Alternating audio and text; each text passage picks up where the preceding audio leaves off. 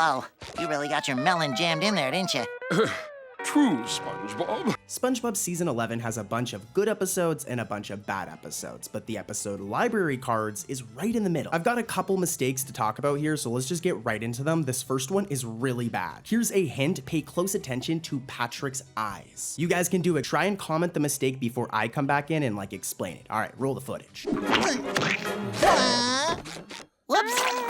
Here, Patrick, you may need this little fella. Like I said, this one's really bad. You guys might have caught it, but in the clips you guys just saw where Patrick's brain is taken out of his head, imagine how that would feel. When Patrick closes his eyes, right, his pupils should disappear, but look, his pupils just stay on his face despite his eyelids closing. What? This is a really bad mistake. Come on. I mean, his pupils should disappear once his eyelids close. That's a straight up animation error, and I will say 2D animation's really hard. You gotta give 2D animators credit. So yes, it is bad, but it's more funny than anything. Anyways though, here's another one from the same episode. Sir Urchin and Snail Whale Show! It's countdown time, SpongeBob! All right, so at the beginning of this episode, okay, we can see that there's a cable connecting Patrick's television to his rock. This cable right here. But here's the issue. If you watch the episode as it progresses, there are multiple scenes. For example, this scene where the cable is not there. It's just missing. Or dude, take a look at this scene where it happens again. Where is it? Where'd the cable go? Patrick isn't the smartest guy. I guess he could have ripped it off. But I think that the animators they forgot to draw it in these other shots. It makes sense. Come on. Damn, 3 mistakes in one episode's crazy. But yeah, here's mistake number 3 from Library Cards. Why you? What I do? This one's also from the beginning of the episode at the very start. As you can see, something's missing here, right guys? Well, if we take a look at Squidward's house, he always has this planked pathway between his house and the road, right? Well, in that shot I just showed you from Library Cards, where is it? They didn't put it there. It's just gone. And I don't know how you could forget something like this. If we go back to season 1, look, the path is there even back in the OG episodes of SpongeBob. So I mean, come on, this is a season 11 episode. How do you forget something like that? All right, let's head over to another episode, guys. I want to cover as many mistakes as I can today. Let's do it. Mrs. Pop, what should I? Why are you still alive? Put it in drive. Thanks, Mrs. Pop. Next up, I have a quick one from the season 8 episode, Demolition Doofus. Fun fact, not a lot of SpongeBob fans like this episode. It's actually one of the least liked from season 8. And after watching it, I could kind of see why, but let's just get into the one mistake from this one. It's not that bad of a mistake, but it's still a mistake. Roll the footage. I can't look. Wait, yes, I can. All right, so you guys wanted to be paying attention to Incidental 41. We talk about this character a lot, huh? Now, I'm a total weirdo for even noticing this or catching this, all right? But if you look in the scenes I just showed you, well, the first scene, Incidental 41's lips are a pale yellow, all right? I'm zooming in on our boy. Here's the issue, though. As the episode progresses, we eventually get this scene right after this one. I said as the episode progresses, but it literally happens seconds later. Look, his lips are now randomly blue. How do you go from pale yellow to blue lips? I'm doing a side-by-side, and it's a subtle mistake because, Incidental 41 is a background character, but it's a mistake, dude. They messed up, and I caught you. Just like I'm gonna catch more, let's head over to another episode. That was so cringe, but yeah, let's go find more mistakes. Number 1. High five, everyone! Don't put me down first! High five! High five! Okay, so one thing I noticed in later seasons of SpongeBob is there's a ton of these episodes that kind of retell a story of a fairy tale or something like that. For example, the episode Patnocchio, which is literally a SpongeBob retelling of Pinocchio. Some of them are good, this one's pretty good, but we're not here for that, we're here for mistakes, so let's break them down. Try to comment this first mistake before I come back in and yap on. Roll the footage, please! I should do what the voice tells me to do? Now that's a smart little sea star. This first one is pretty rough. It's a layering error, which you kind of have to understand animation to fully get. But trust me, when you see it, you'll understand why this is a mistake. So as you can see, if we pause right here, it seems that Patrick's eyes are overlapping with SpongeBob's layer. I don't think I need to tell you guys, Patrick's eyes should not be over top of SpongeBob like that when Patrick's walking behind SpongeBob. This is a really bad animation mistake, but it's only for a frame, I guess, so it's not that big of a deal. But look at this dude. All right, let's let's head over to another mistake from the same episode. They're stealing our food! Who's stealing our food, Pop? Let me at him, let me at him! Get him, Pinocchio! This one's also pretty bad. You guys might have missed it because Plankton looks so cute in his little outfit here that you probably weren't paying attention. But if we pause at the right frame, wait for it, right here. Yeah, I don't even think I need to tell you guys. Where's this dude's mouth? Where'd Plankton's mouth go? It's just gone, man. And it's gone for a few seconds too. It's not like just for one frame. So yeah, that's another mistake right there, guys. And let's head over to another episode of SpongeBob. I'm saving the craziest mistakes for last. You guys know how we do it over here. Well, at least our loyal clientele haven't jumped on the chum wagon. Don't speak too soon, Mr. Krabs. All right, so as you guys know, Squidward, all right, he's a good guy, but for the most part, he's pretty much like Mr. Krabs' like slave. He just works all the time and like low-key hates his life. I'm pretty sure he hates the Krusty Krab too, which is why it's awesome that he gets to work at the Chum Bucket in the episode Chum for Kookie, I think is what it's called. I mean, like, look at this word for Kookie. I think I'm saying it right. You know you guys would not pronounce that right on your first attempt, so, you know, give me my kudos, okay? It's a good episode. It's cool to see Squidward win for once. He teams up with Plankton, and let's skip all of that and get right into the mistakes, because this first mistake is hilarious. Well, you might want to make room for seconds. Thank you, sir. Come again. Enjoy your leftovers. Okay, so here's a big thing you need to know for this one to make sense. Squidward goes to work at the Chum Bucket, as I mentioned, right? And the Chum Bucket becomes Le Chum Bucket. They add a L-E before it to make it sound nice and fancy. You know Squidward came up with that. Now, they even go as far as updating like the restaurant from the outside to include the Le Chum Bucket. I don't know why I'm saying it like that, but as you can see, they include it here. But this is not consistent throughout the episode, as we have this shot right here, for example, where they forgot to put the le in, or the le in. And here's another example where it's missing again. So funny mistake here. And here's one more from the same episode. This one's really, really bad. Laugh it up. My knowledge and intelligence could make even the Chum Bucket a success. Hey!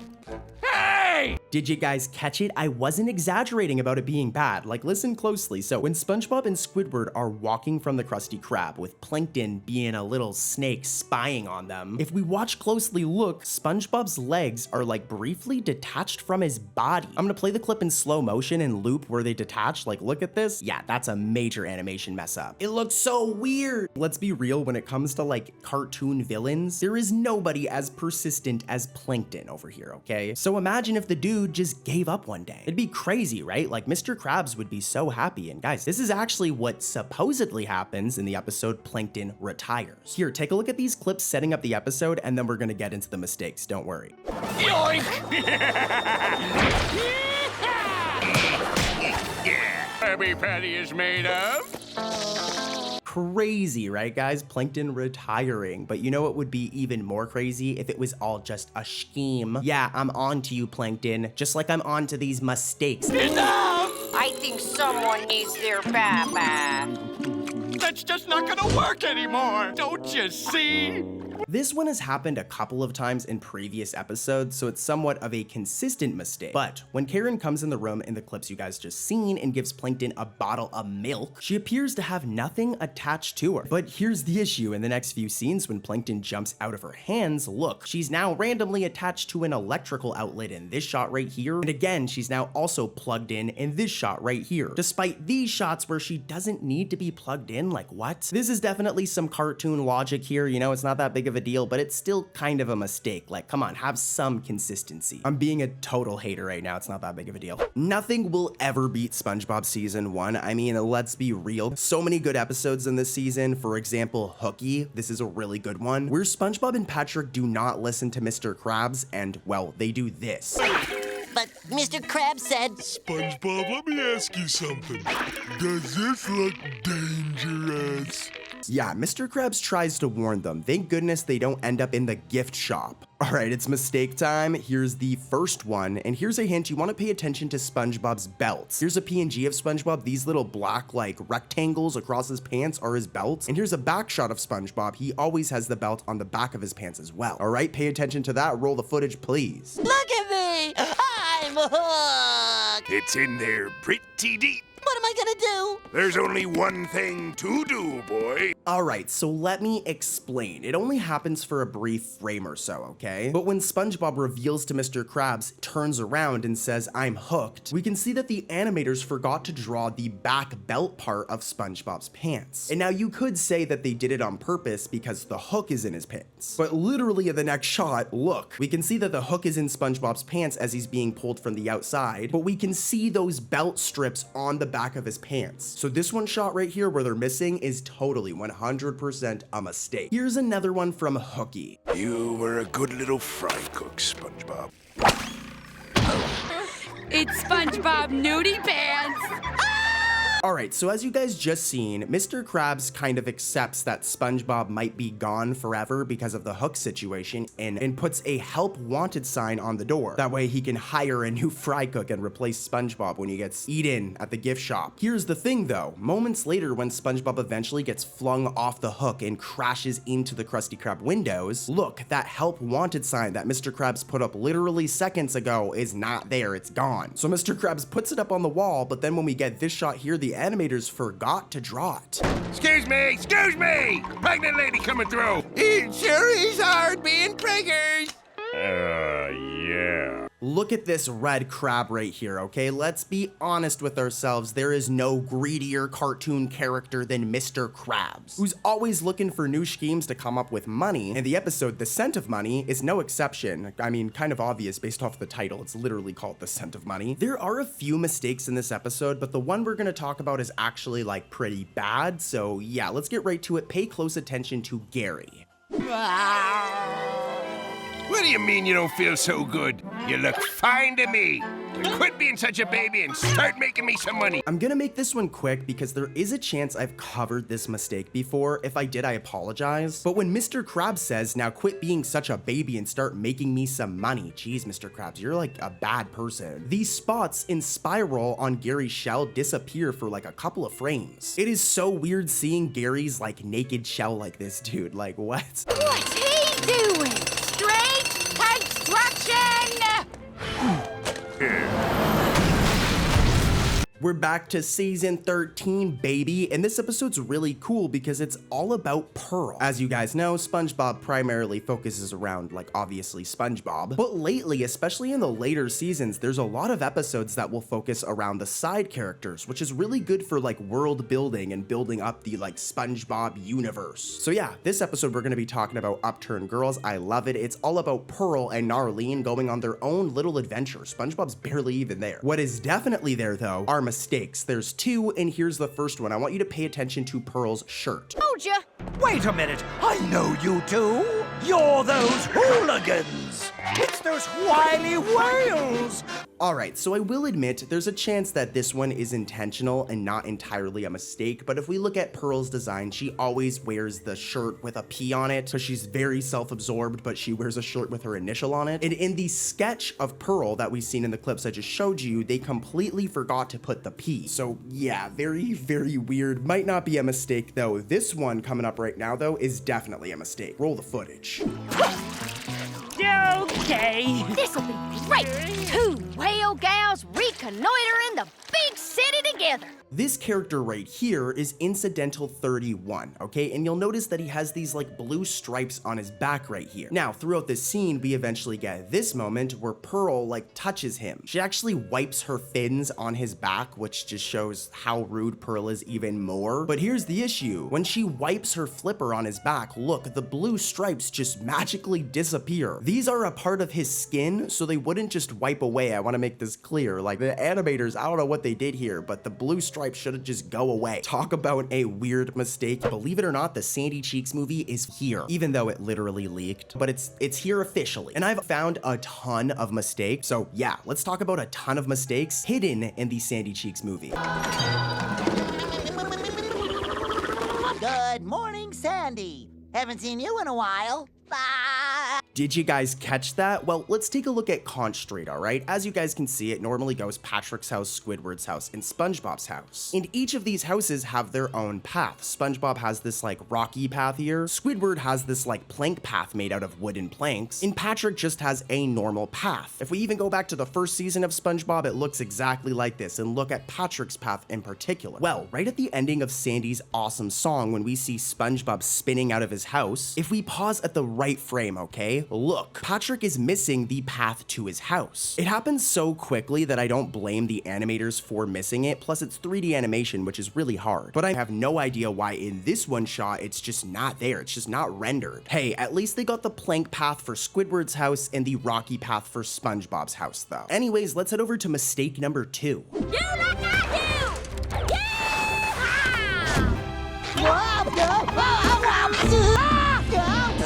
Okay, so as you guys just seen right there, Sandy and SpongeBob are looking for a way to get to Texas. And Sandy grabs one of these shells, throws one to SpongeBob, and they kind of use them as like skateboards to kind of ride and escape. Once they eventually go into the water and get higher up, Sandy then starts teaching SpongeBob how to stand on one of these and how to use one of these like shell skateboards. And this is the issue, because there have been instances throughout SpongeBob where we've literally seen SpongeBob ride one of these shells, and dude is like Tony Hawk with one of these. For example, look at this clip of him riding a shell like a skateboard in the episode I Had an Accident. Don't eat the yellow sand, Patrick. Oh yeah, I forgot.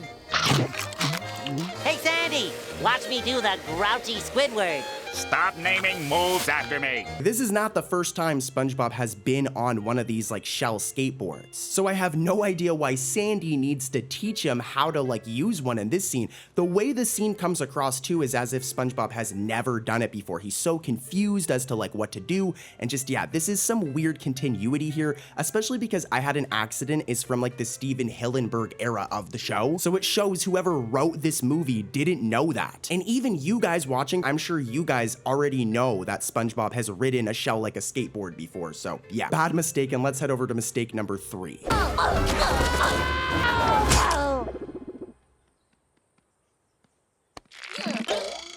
Ouch. I'm like so proud of myself for catching this mistake because I found it all by myself with no help. All right, so for this one to make sense, let me explain really quickly. As you guys know, this is SpongeBob right here, and he always wears a belt within his iconic square pants. And it goes all the way across his square pants, okay? We see it in the front, we see it in the side, and we see it on the back. Now, as you guys just seen before this, SpongeBob crashes into this like cactus when him and Sandy finally make it to Texas. And here's the thing, in the zoomed out shot before Sandy comes and pulls him off, we can see the back part of his belt on his pants right here. But in the more close up shot, when Sandy rips him off and is walking up to him, look, they completely forgot to put the back part of his belt. And this is especially bad because, like I said, we go back like literally a second, we can see it there in the zoomed out shot, but in the zoomed in shot, it isn't there. Also, just saying, this arm right here looks like it's barely even attached to his body, but that's not that big of a deal. The belt missing though is 100% a mistake. I guess that this specific model of SpongeBob was missing it, but again, the shot before has it, so I don't know, man, but it's a mistake. Reality is marine biology, so I knew Bikini Bottom was a place for me. Okay, this one right here is how you know that Cartoon Corey is the biggest SpongeBob nerd ever, because I caught like a really good mistake right here. As you guys just saw, Sandy scans SpongeBob with this like green thing, and we get a bunch of data on SpongeBob. For example, we see his IQ, we see how tall he is, we see that his pants are square, and that he's 100% sponge and porous, which is pretty cool. We get a nice little bit of details right there. SpongeBob is 5 feet tall. Or is he? Because in SpongeBob the cartoon, there have been numerous episodes where we've seen SpongeBob get his driver's license. Now, I will say he never keeps his driver's license. For example, in the episode Bumper to Bumper, he gets his driver's license, but it's then eventually revoked. But we've seen his driver's license in many shots. And look, SpongeBob is not 5 feet tall. He's actually 4 feet tall. So this is a major mistake within the film, especially when there are so many examples in the cartoon. Like, here's a shot of it from Sleepy Time. To be fair, he's dreaming in this, so this technically isn't real. But okay, here's a shot of it from No Free Rides, where he does legitimately get his license. It's taken away from him later, but he gets it, and as you can see, 4 feet. Here's another shot from Nautical Novice, and same thing, dude is 4 feet tall. I could give you guys more examples, but there's no point. This shot in the Sandy Cheeks movie where it says he's 5 feet tall is just incorrect. It's canonically incorrect, and whoever wrote that part of the movie needs to go back and watch OG SpongeBob.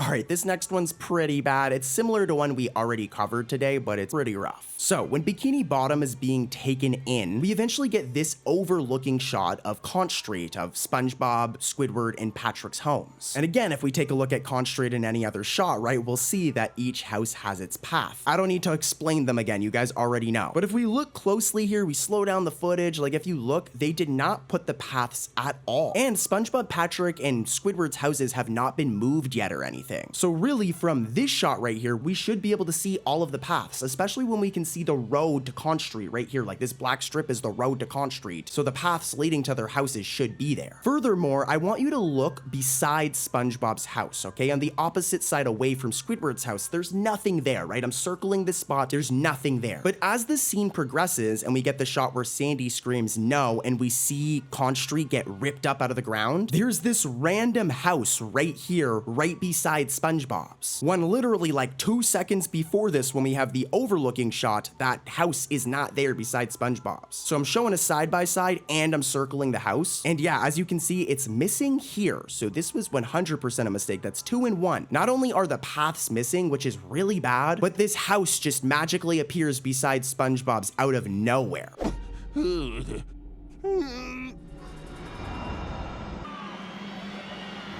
Ladies and gentlemen. I always say it and I always admit it, I'm a nerd for even catching things like this, but okay, throughout this whole episode and throughout SpongeBob as a whole, the Krusty Krab and Chum Bucket are directly across from one another. Here's an example from the cartoon, and here's an example from the movie, this literal movie right here. There are so many shots in this movie where they're directly across from one another, except for one. At the ending of the episode, when everybody's celebrating, we get this transitional shot that goes through like a peak of rocks to reveal the Krusty Krab. The Krusty Krab is hosting like a Cheeks circus event, but this is the normal Krusty Krab that we've been seeing throughout the whole movie, and the same Krusty Krab from the cartoon. But it isn't across from the Chum Bucket, like randomly. It's like they forgot about this. And we know this because of like the reveal going through the rocks. Like we should still be able to see the Chum Bucket or pass by it, but it's not there at all, so that is definitely another mistake. Especially when like literally throughout the movie, guys, they're across from one another the whole time. Like in the beginning of the movie, here's an example. Near the middle of the movie, here's an example. And then even at the end, when we get the zoomed out shot of Bikini Bottom, just as everything goes back to normal and it goes back into the ocean, we can see they're across from one another. So it's like, how did you guys mess this up for like this one shot here? Like, why would you do this? Not a big deal though, and we've got more mistakes to cover, so let's keep it moving.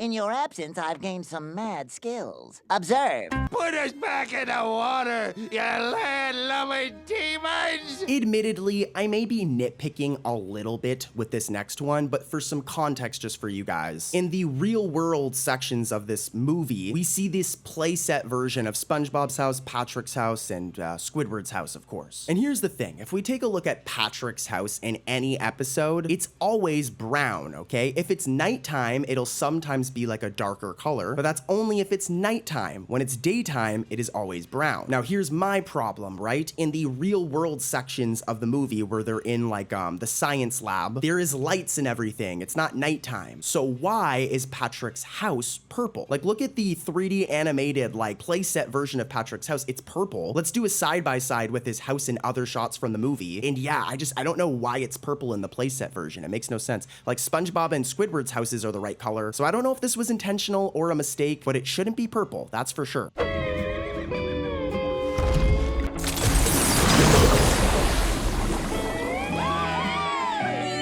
At this point, I'm sure you guys are like, why does this guy care so much about paths in SpongeBob? But I have another path-related mistake from the movie. This time it takes place at the ending of the film, just as everything goes back to normal and Bikini Bottom is like returned to its original place. And the city's restored, everybody's happy, everybody's cheering. If you look closely though, Patrick is missing the path to his house. Weirdly though, like Squidward's path is there, which is kind of what highlights this more as a mistake. Like if Squidward's path is there, then Patrick's house should have their path. If they were all missing them, then I could say it was, you know, it was like cartoon logic or something. So yeah, that's another mistake for you guys.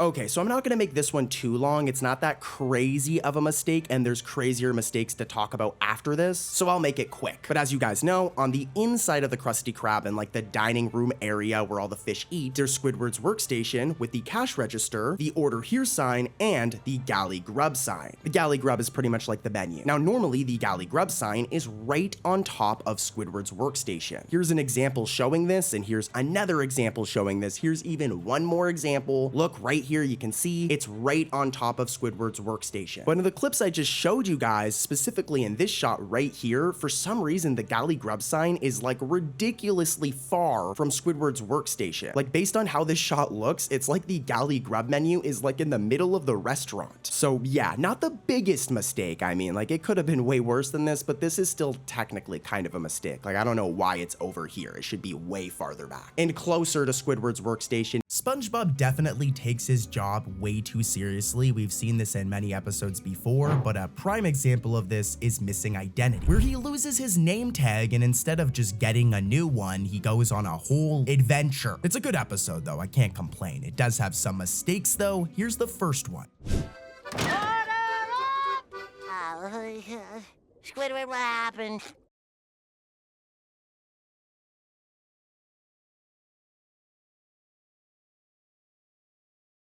Huh? Oh, you fainted because you lost your name tag or something.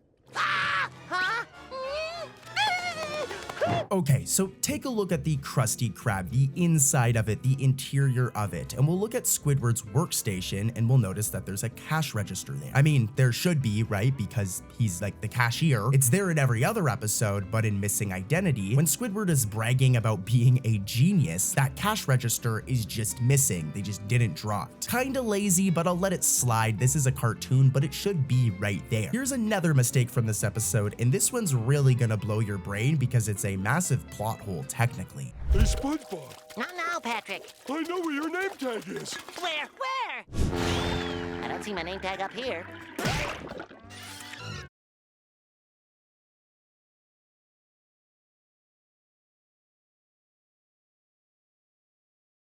Now that my horrific incident of terror is over, how about some breakfast? Did you guys catch it? So, spoiler, but at the ending of this episode, it's revealed that his name tag, SpongeBob's name tag, was on his back the entire time. Like, this dude went the whole episode just tweaking about his name tag, but it was literally attached to him the entire time. Like, I don't know if it's Patrick that's the dumb one. I love you though, SpongeBob. Anyways though, that's the big reveal at the ending of the episode. But here's the problem, right? There are multiple times where we see him from behind in this episode before the reveal. For example, when sliding into Gary here, we can see his back, or going inside the second time when he's retracing his steps, we can see his back right here, or when he's looking at the dumpster with Patrick, we can see his behind right here. Trust me, I'm showing you SpongeBob's behind for a reason, because that name tag is missing. Like I said, the whole reveal is that it was on his back the whole time, but it wasn't. We see his back multiple times throughout the episode, and there's no name tag. So a bit of a plot hole here, some cartoon logic for sure, but let's keep it moving and head over to some mistakes that are a lot worse than these ones. This was just the beginning.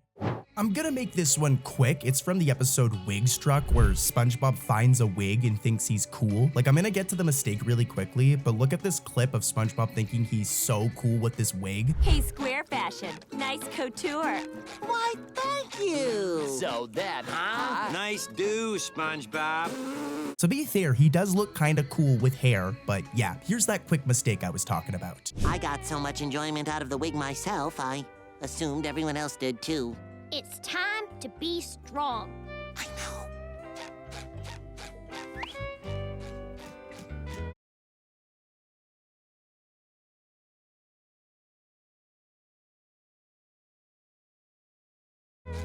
It takes place in the clips you guys just saw, where Sandy convinces SpongeBob to throw away his awesome wig. Like, what, Sandy? Be a better friend. But if you watch closely, as they walk towards the cliff, Sandy's tail is just gone. And what makes it even funnier is that before this, she has her tail for the whole episode, as you can see in these shots. But from this point onward, her tail's just gone after this scene. It's missing here, and then it's just gone for the rest of the episode. Poor Sandy, she needs to get her tail back. But yeah, let's keep it moving and head over to even crazier mistakes, guys. I'm saving the worst mistakes for last. It's gonna get crazier as we go.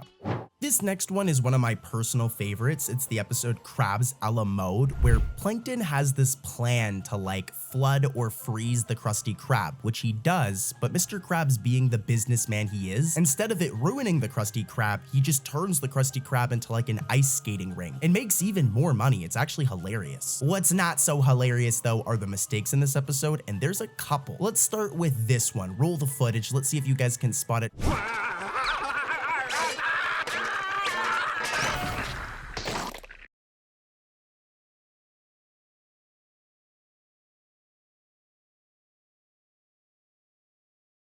Order up. Did you guys catch it? This first one's very easy to miss, but when one of the Krabby Patties lands on Squidward in the clips you guys just saw, at first there is lettuce, all right? Some leafy green lettuce right here. However though, like seconds later in the next shot, we still see the Krabby Patties, but the lettuce is just magically gone. Maybe Squidward ate it, but what I actually think happened here is the animators drew the Krabby Patties with lettuce, and then in this next shot forgot to draw the lettuce again. Definitely a mistake. Here's mistake number 2 from the same episode.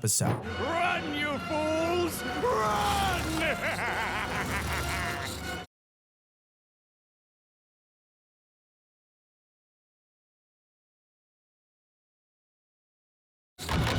This one is funny and like really bad, but at one point when Plankton is driving the Clamboni, if we look closely and we zoom in right here, Incidental 103 and Incidental 157 do not have legs. Like there's no legs at all. And if we look over at Incidental 41, he does not have lower legs. They gave him some of his legs, but like, yeah, this one's like bad. This is a rough one in terms of mistakes here. 3 and 1, and how do you forget to draw characters' legs? Believe it or not though, there's more. Here's mistake number 3 from Krabs a la Mode. How cold does Krabs keep this place anyway? 62 degrees! I'm gonna set it to a toasty 63. Ha! Do not touch thermostat ever. This is another funny one. So at the beginning of the episode, Mr. Krabs turns the thermostat down to 62 because he wants it to be a little more chilly. But if you actually look at Mr. Krabs when he does it, he turns it the wrong way. He turns it to the right, which is to increase, not to the left, which would decrease the temperature. And this isn't some like weird bikini bottom water thermostat, because at other moments in the episode, we can see that right increases the temperature and left decreases the temperature. Yeah, that's a mistake, and we've got more that are even crazier than this one. But yeah, let's keep it moving. Who remembers this character right here, Fred? He's the dude who would always yell, "My leg." Yeah, that guy, he's iconic. Well, he got his very own episode in season 11, appropriately titled "My Leg." And dude gets his leg broken a ton of times in this episode. I personally love this episode. I feel bad for Fred. Anyways though, it's mistake time, baby. Here's the first one. I'm in love with a nurse. Oh, you're in love with a nurse!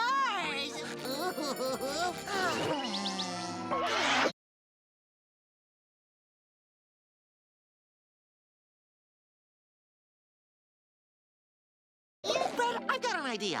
Why don't we hurt your leg so you can be reunited with your lady fair? This first one is bad, dude. But during this scene where SpongeBob turns into a heart, take a look at one of these red hearts right here as it clips through Fred. I'm gonna loop the small section of it going through him, and I'm gonna zoom in and make it play in slow motion, dude. Literally, dude, it's like going through his body, which is totally an animation mistake. The layer of the heart is supposed to be either on top of him or behind him, but yeah, in this shot, it's clipping right through his body. Like I said, it's bad. And here's another mistake.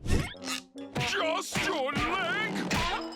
All right, Fred. My leg! He's really stressing out, Dr. Charlie Horse. Take off your shoes and follow me. this one isn't as bad, but so going back over to Fred over here, throughout the series, Fred is never seen with shoes. He just never wears shoes. And even in this episode, he doesn't really wear shoes, but the animator slipped up, and in one scene only, is this healer scene right here. Look, he's randomly wearing shoes. He isn't wearing shoes after this, so just yeah. It might not sound like a mistake, but in terms of the character's design, it's a continuity mistake. Okay. You guys know the drill. Let's head over to another episode with some spicy mistakes. The season 6 episode, Ditchin'. I know what you guys are here for. You guys are here for spicy mistakes, so let's dive into the first one. Can anyone tell me what the hand signal is for a left turn? Ooh, I gotta go to the... I'd say so. And hurry back. No dilly-dallying. Thanks, will do.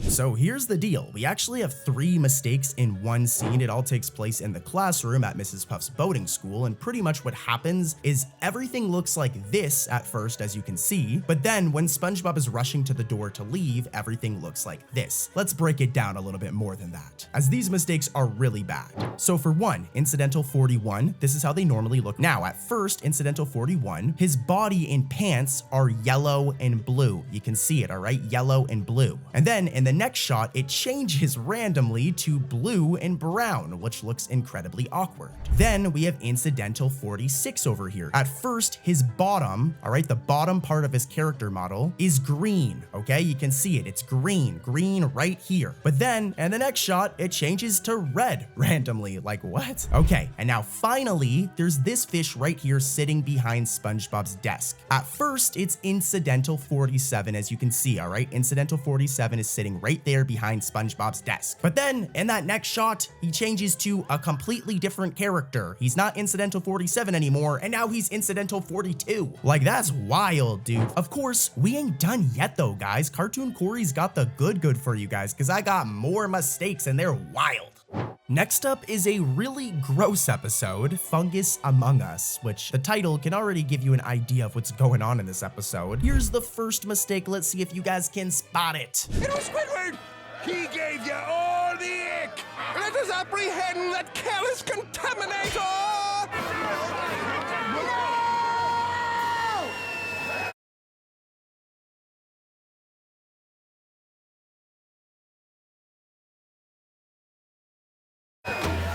Did you guys catch it? Well, the mistake revolves around this incidental right here, this background character known as Fancy Fish. Now, normally with incidentals, they have like a skin color and then they wear clothes, but the clothing is never like the same color as their skin, right? Well, if we take a look at Fancy Fish as they're jumping onto SpongeBob, his skin is actually the same color as the sleeves of his shirt, which is totally a mistake. As like I said, right? Like the clothing is never the same color as the skin of these characters, or else it would make it look like the clothing is their skin. So by SpongeBob's rules, this is totally a mistake. And guys, here's an even worse mistake from the same episode. Sorry I'm late, Mr. Krabs. SpongeBob SquarePants returning for duty, sir.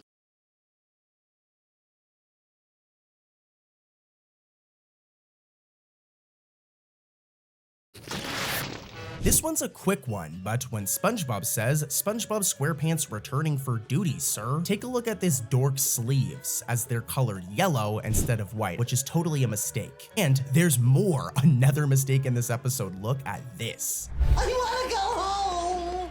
You are home, SpongeBob. You just need to stay in this bubble until the ick clears up. Where's my...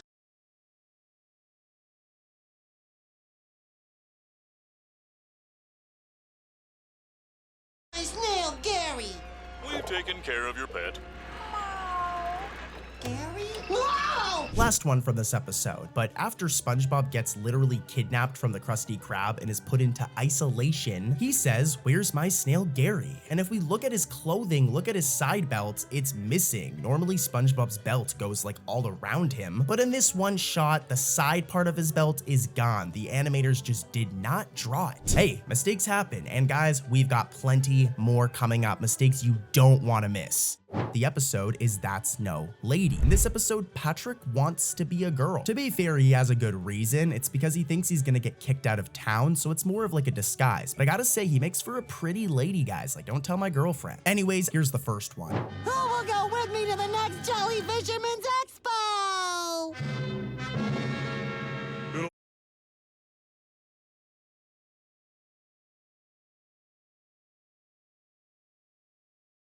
I'll have to be one of your other chums. Yeah, so this takes place after SpongeBob shows the picture of the Jellyfish Expo to Patrick, and you can tell it's due to like the angle of like the shot. I can understand how this happened, but SpongeBob's legs are missing, as you can see here, especially his right leg, which is like blatantly missing. It should be starting right here. I'm circling it, but yeah, they made a massive goof here. He has no legs. Oops, mistakes happen. Here's mistake number 2. Persistent bunch.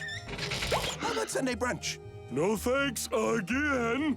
But I made reservations for 2 I said no. No way. No. No. No.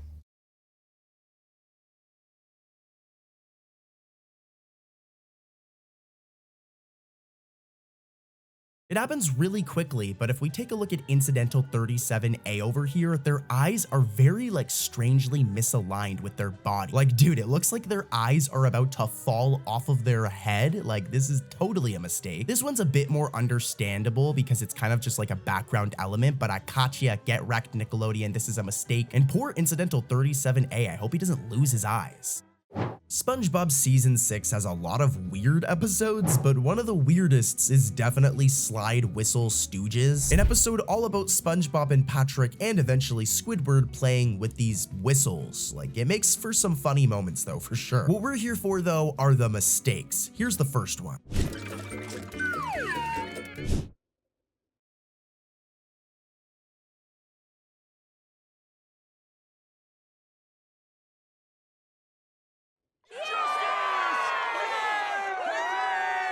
Okay, so this character right here is Sadie. She's incidental 47. And in this episode, she first appears as orange, all right? She has this orange color scheme, as you can see right here. Now, the problem is as the episode progresses, we see Sadie again, but her colors randomly change. As I said, at first she was orange, but then in later scenes, she's just randomly yellow. Remember, this is the same character. I know sometimes people think there's multiple of the different incidentals. When they duplicate them, it's a mistake. So in this case, it's especially bad because they didn't even duplicate her. They just drew her with a wrong color. Like, here's a side-by-side, and it's not a big deal, but still technically a mistake. And here's another one from the same episode. Okay, that's enough.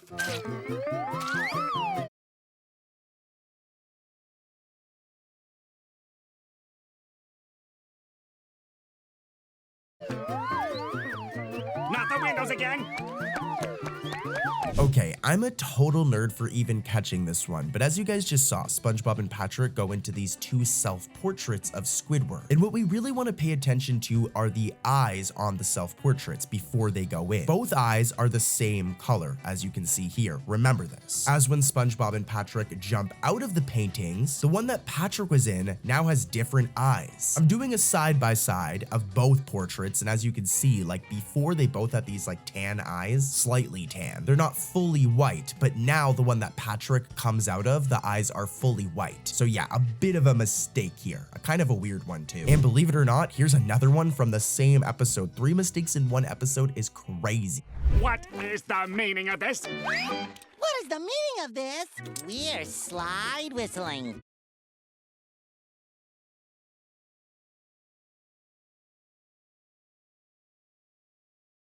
Don't you mean playing the slide whistle? Squidward, slide whistling is more than just simply tooting on an instrument. It's a way of life. This one happens closer to the beginning of the episode, and it's really funny, but when Squidward finds SpongeBob and Patrick under the mat, look, SpongeBob's socks are randomly missing. Like, I guess today SpongeBob could have just decided not to wear socks, but in the like 300 plus episodes of SpongeBob, he always wears socks, so I do think this was a mistake. Plus, look at how weird it looks, him wearing his shoes without socks. It looks so weird. I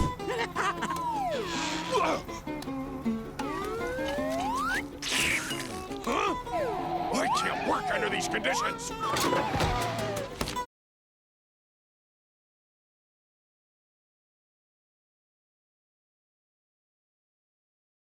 Now you're in the driver's seat, Squiddy.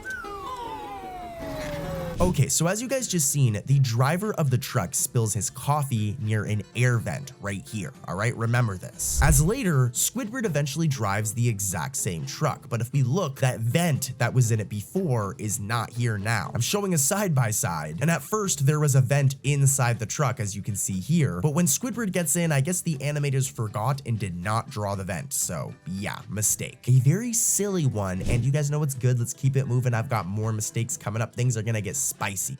This one's another underrated episode of SpongeBob. It's from season 5 and it's called Whatever Happened to SpongeBob. It's all about our spongy boy going missing after he runs away from Bikini Bottom. Like our boy gets like amnesia. It's a deep episode, a deep plot. Like the writers definitely went off with this one, but I don't know about the animators. Because this episode has like 3 mistakes. Here's the first one.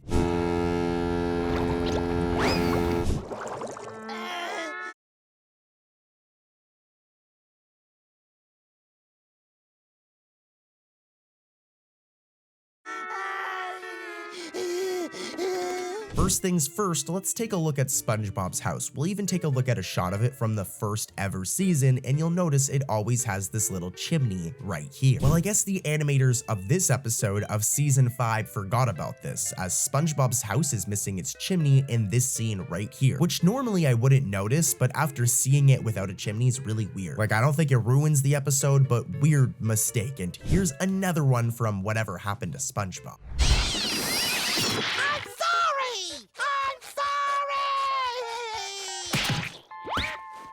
Hi, SpongeBob. Hey, Patrick, how goes it?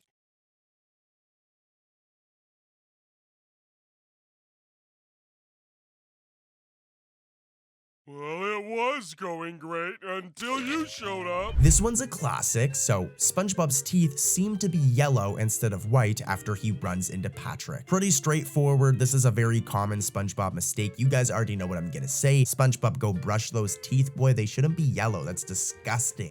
We've got a pretty weird episode from season 7, A Pal for Gary, an episode where SpongeBob gets Gary a pal, but that pal ends up being a very evil monster. But what we're here for are mistakes. Here's the first one. I can only imagine the tortured loneliness he must be feeling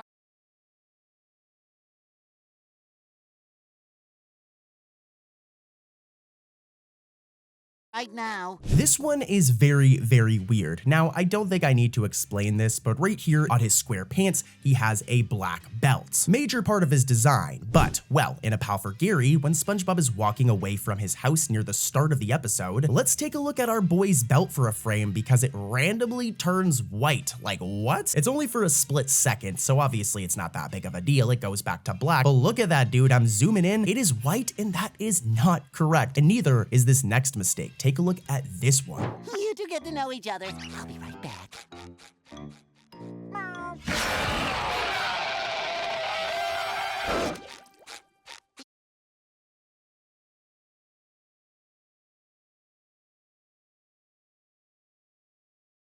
Eat up, you two. Yeah, if you thought that one was bad, this one's worse. It's kind of funny as well, though. So, when SpongeBob carries a food bowl into the living room, let's take a look at the inside of his mouth for this one frame, as it appears to be yellow. When, of course, as you guys know, the inside of a mouth is usually gonna be like red or pink, and in SpongeBob's case, it's always red. So it being yellow here is just very, very strange. Very weird mistake here. And there's more. Here's the next one.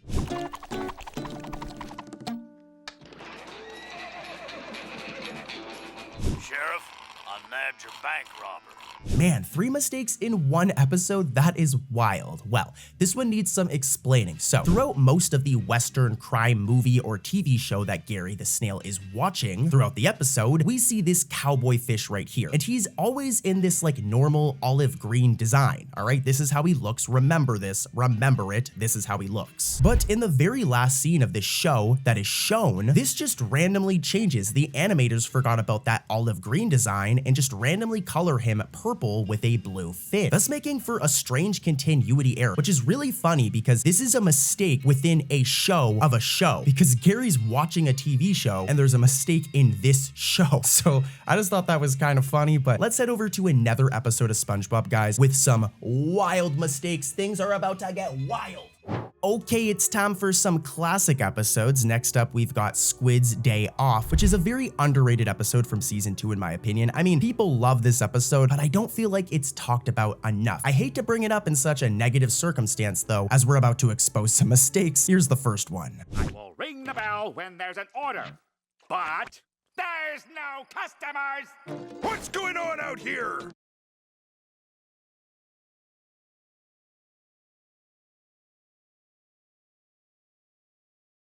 My babies! Get away, barbarian! What have you done? Did you guys catch that? Probably not, because it's a very weird mistake that needs some explained. So, during that scene you guys just saw, when Mr. Krabs grabs the dime from Squidward, if we look over here, we can see that there's this bag of grains that's between the pipe. It's right here, all right? You can see it right there. Now, the problem is that before this shot, we get a shot of that same pipe, and look, that bag of grains is missing. So first, when the episode begins, during a wide shot of the interior, when Squidward notes that there's no customers, we can see that pipe right here, this spot right here, and that bag of grains is not there. But then literally seconds later, when we get this shot where Mr. Krabs takes the dime from Squidward, that bag is now there. So how did it get there? I highly doubt Squidward or Mr. Krabs put it there in a matter of seconds in the middle of a conversation. So I think it's a continuity error. First they drew it without it, and then they drew it with it, making for a funny mistake. And I'm rambling, so here's another mistake from the same episode that's a lot more spicy. Like seriously, this one's really, really bad. SpongeBob, stop ringing this bell.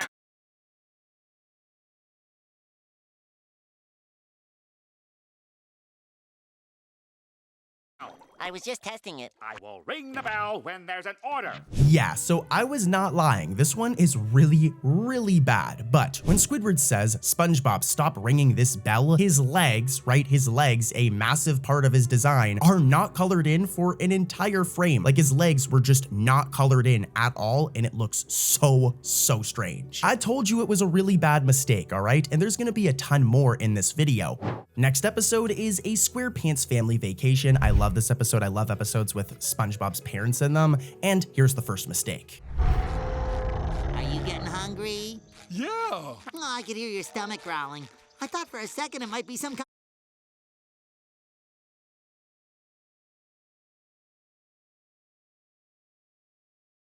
kind of scaly monster coming to eat us. This one's pretty straightforward, but when SpongeBob and Patrick are walking through this like mushroom forest, and SpongeBob says, for a second, I thought it was some scary monster coming to eat us. This is really bad, but our boy loses his entire left arm for a frame. Like it's just not there. It's only for a frame. It does come back right away. But dude, look at this shot without his arm. And yeah, major mistake here, guys. Let's keep it moving though and head over to another SpongeBob episode with some wacky mistakes.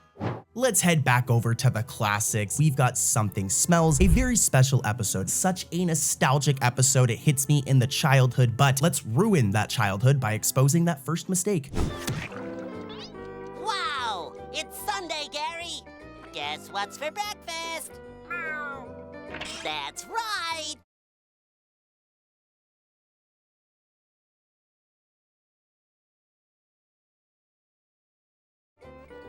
A Sunday! As you just seen, after SpongeBob goes from his bedroom to his kitchen to make the sundae, when he opens the door, we can see his bedroom wallpaper, all right? Instead of his living room, which is totally a mistake because SpongeBob's bedroom is not located next to his kitchen. It's located upstairs, as we've seen in numerous episodes before. Here's a shot of it right here. So yeah, very weird mistake. I don't know why they put his bedroom wallpaper as he's coming into the kitchen. Totally a mistake. And here's another one from this episode. Looks like we're out of ice cream. Guess I'll have to use something else. Ketchup!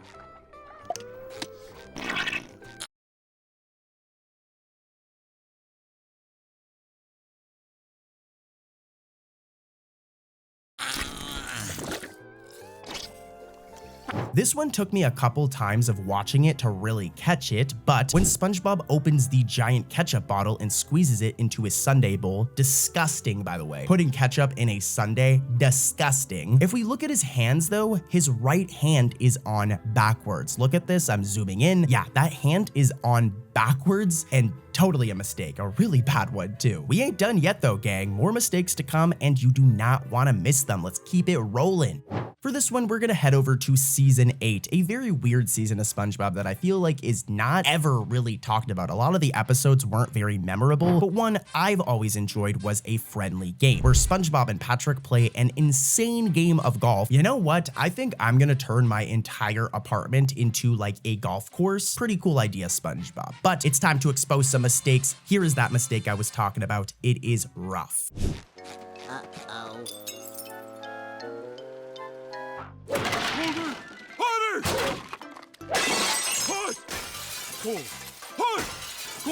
Okay, you're good to go.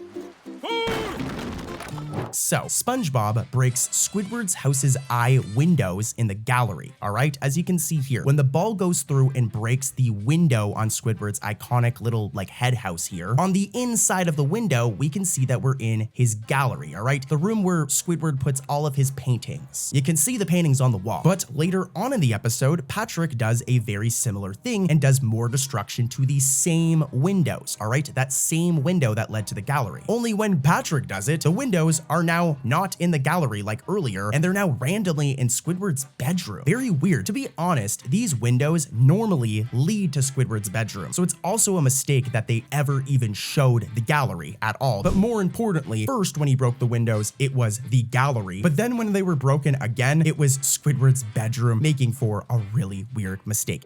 Next up, we've got Reef Blower. Here's the first mistake.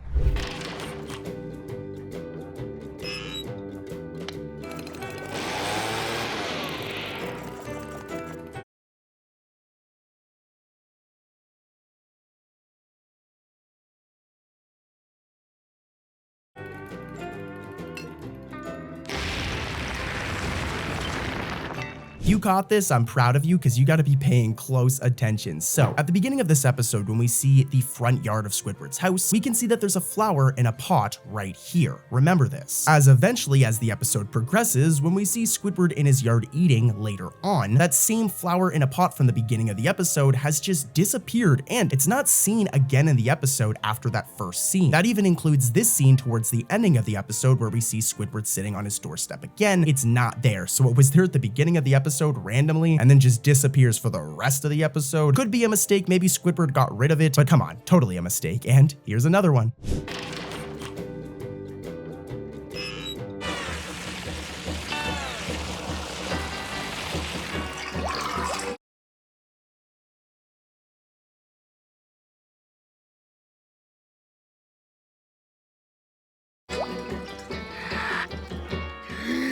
Speaking of that doorstep I just mentioned, right? Here's the thing. Before this episode, Squidward has never had a doorstep in front of his house. Here's a shot of his house from earlier episodes. There's no doorstep. And in every scene before this moment in Reef Blower, right? Before this one moment where he has the doorstep, there's no doorstep. So throughout the whole episode, he doesn't have a doorstep and then randomly, conveniently gets one so he can sit on it. I mean, that's typical cartoon logic, but kind of funny. Yeah, really funny. Not as funny as this next mistake though.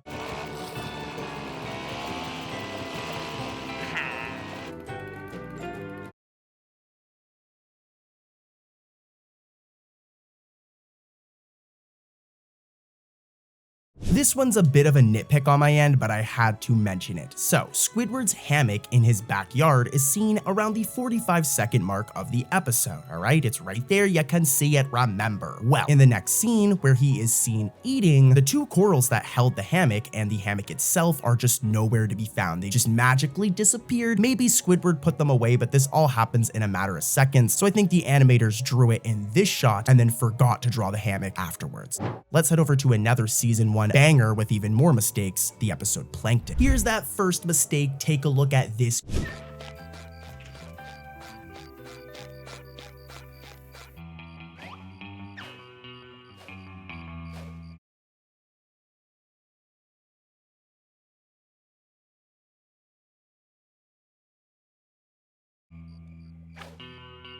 Did you guys see that? It's pretty rough. So at night when SpongeBob is walking home near the beginning of the episode, as you guys just saw, he moves his head to his left, to his right, and the Krusty Krab, which is supposed to be across from the chum bucket, is just missing. Now, this one might be a little weird at first, but take a look at this random clip from another episode, and what you'll notice here is canonically, the Krusty Krab and chum bucket are directly across from one another, and there's this path. So in that scene when SpongeBob was walking home and looking left to right, the Krusty Krab should have been visible right across from the chum bucket. It's funny because SpongeBob also passes by the chum bucket as he walks. The chum bucket should be right across from the Krusty Krab, like literally across from one another. So funny mistake. And of course, guys, here's another one. Now it's time for a little wakey uppy.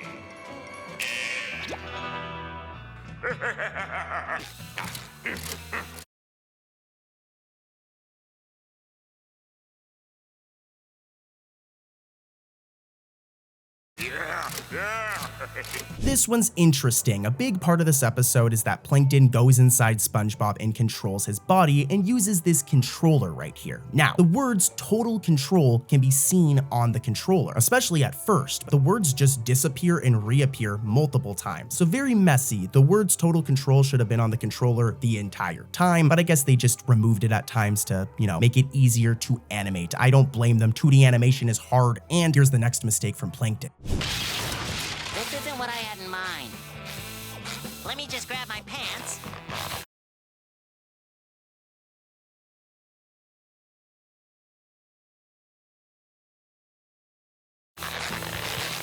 Guess I'm not wearing any pants today. Did you guys catch it? You seen it in the clip. SpongeBob is being controlled by Plankton and starts to walk towards his pants in the middle of the night. And if we look at his tie just randomly turns black when seconds prior it was red. Like, look at it in slow motion. I'm showing it right here. It just randomly turns black. What? Now, right after this, it goes back to normal. It turns back to red. But very strange mistake. Not as strange as this next one, though. SpongeBob, are you mad?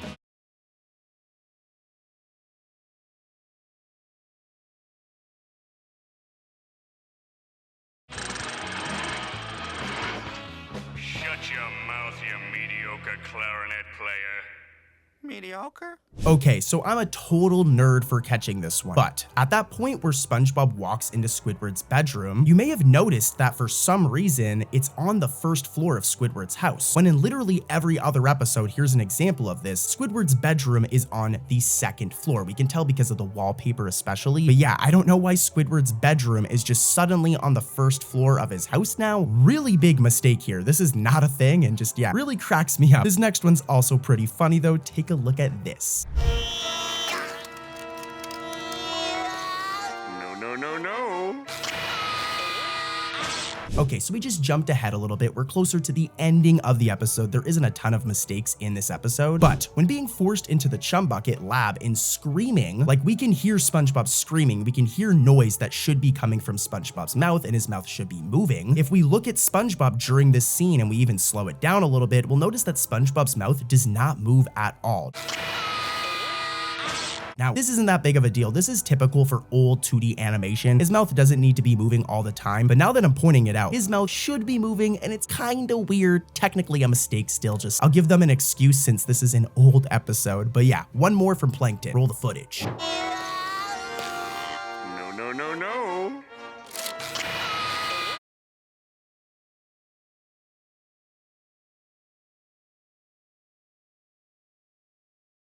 In the clips you just saw, when SpongeBob jumps in the chum bucket, if we slow it down and pause at the right frame, look, the first half of his head just disappears for a whole split second. Like, look at how weird that looks. He's just missing a piece of him. Now, this scene happens so quickly that like you wouldn't catch this if you were watching the episode, but I got you.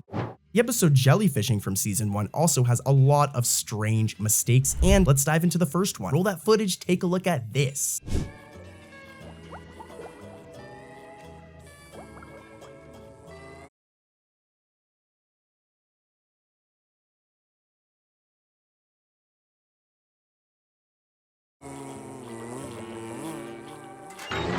As you guys have noticed, this type of mistake is going to be pretty common throughout season 1, and I think it's because SpongeBob's house wasn't just fully, decided on yet, how many windows it would have, etc. But after the scene switches from a shot of Conch Street to solely a shot of SpongeBob's house at the beginning of the episode, look at SpongeBob's house as it's missing a window. And for reference, here's a random shot of SpongeBob's house from another episode. You can see it as this many windows here, and in this one shot, it's missing this window right here. Not that big of a deal, and here's another mistake from jellyfishing.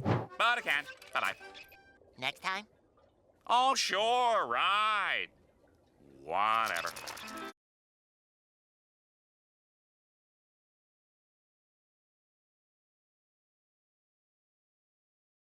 Like that'll never happen. It is crazy how many mistakes there are in season 1. I'm sure you guys caught that last one. So when Squidward leaves SpongeBob and Patrick on his bicycle, where is SpongeBob's house? I mean, like, look at this angle. It should be right there, but it's just missing. Very strange mistake. And let's keep it moving. Here's the next one. The early morning in Bikini Bottom, when the jellyfish are buzzing about making their jellyfish jelly.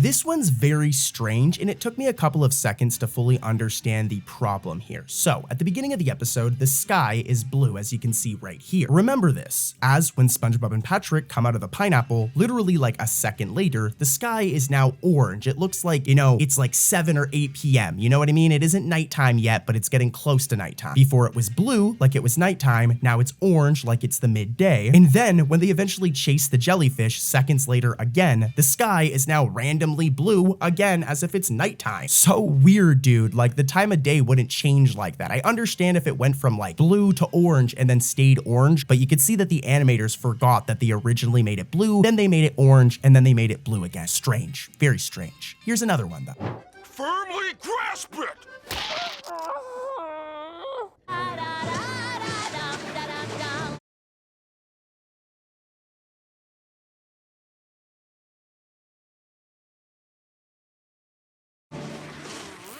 As you guys seen earlier on in the episode, Squidward gets this net literally like injected into his hand. He's wearing a cast, so Patrick forces it and like rips through the cast into his hand. So it's like stuck in his cast. But if you watch throughout the episode, the net switches between his hands. First it's in his right hand, as you can see here, then it's in his left. In this scene, very, very weird. And here's another one.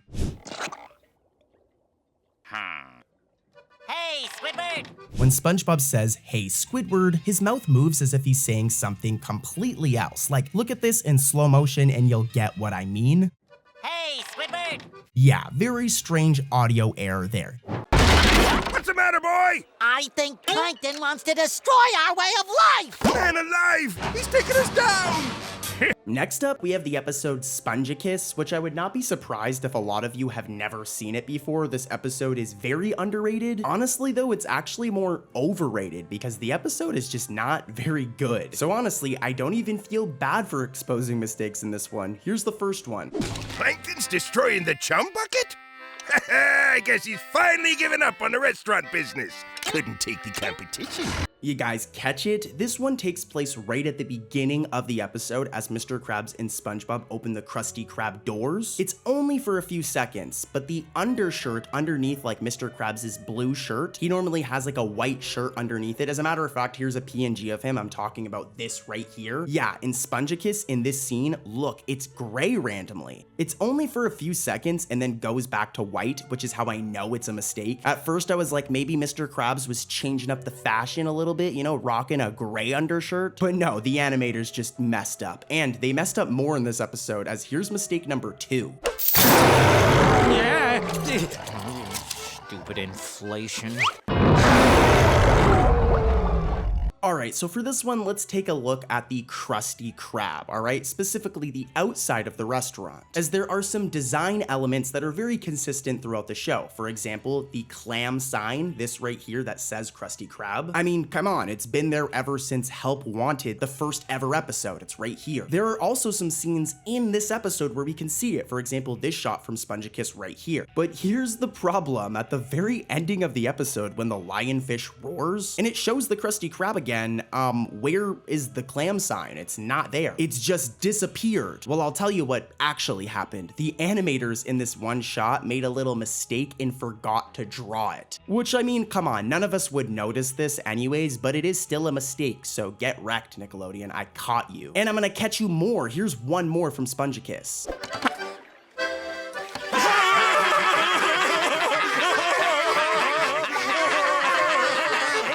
Yeah, so this one's kind of similar to the last one, except it takes place inside the Krusty Krab. Now, first things first, if we go back to any episode, in the Krusty Krab, in the cash register area, there is, of course, a cash register. This thing right here that Squidward is always operating. I mean, it's literally his job. Now, the problem is that in the clips you guys just saw from this episode, there's this random scene where the cash register is just missing. It should be on the counter right here while everybody is laughing around it, but the animators forgot to draw it. This might have been intentional to save time to make animating this scene easier, but considering that the cash register is literally always there, it just randomly missing from this shot is clearly a mistake. But hey, I'll forgive you, Nickelodeon. Mistakes happen sometimes. Some of the mistakes coming up though, guys, I don't know if I can forgive them for, because there are some awful mistakes in SpongeBob. So let's get to them. Let's head over to our next episode. Let's do it.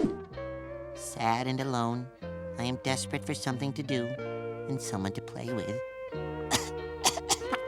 Next up, we have Season 6's Choir Boys, and this episode is actually really fun, where SpongeBob wants to join Squidward in singing at his choir. SpongeBob ain't too bad, too. He's got some pipes on him. My boy can sing. Now, this episode has sneaky mistakes, and they're all pretty rough. Here's the first one, and try to comment the mistake before I come back in and break it down. I know you can do it.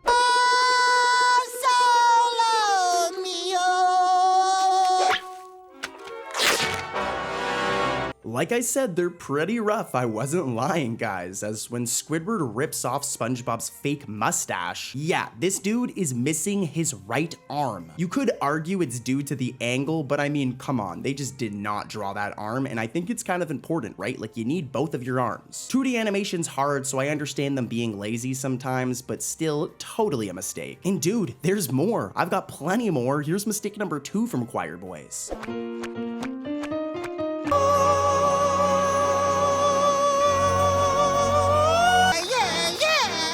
Alright, this one's kind of complicated, so listen closely, alright? So during SpongeBob's grand, performance towards the ending of the episode, at first we can see this grandma right here at the piano chair, okay? She plays piano during the song, but towards the ending of it, we'll notice that she actually randomly disappears from the piano for a while. She was there, then disappears, and then seconds later, suddenly reappears. So you can see she was always supposed to be there playing the piano, but then the animators for a couple of scenes forgot to actually draw her at the piano, and then eventually remembered, and she just reappears again back at the piano. So a very funny continuity error right here. I don't know, maybe she went to get a snack in the middle of the performance. I guess that's a theory right here, a SpongeBob theory. But we're not here for theories, we're here for mistakes. Until the bell is rung.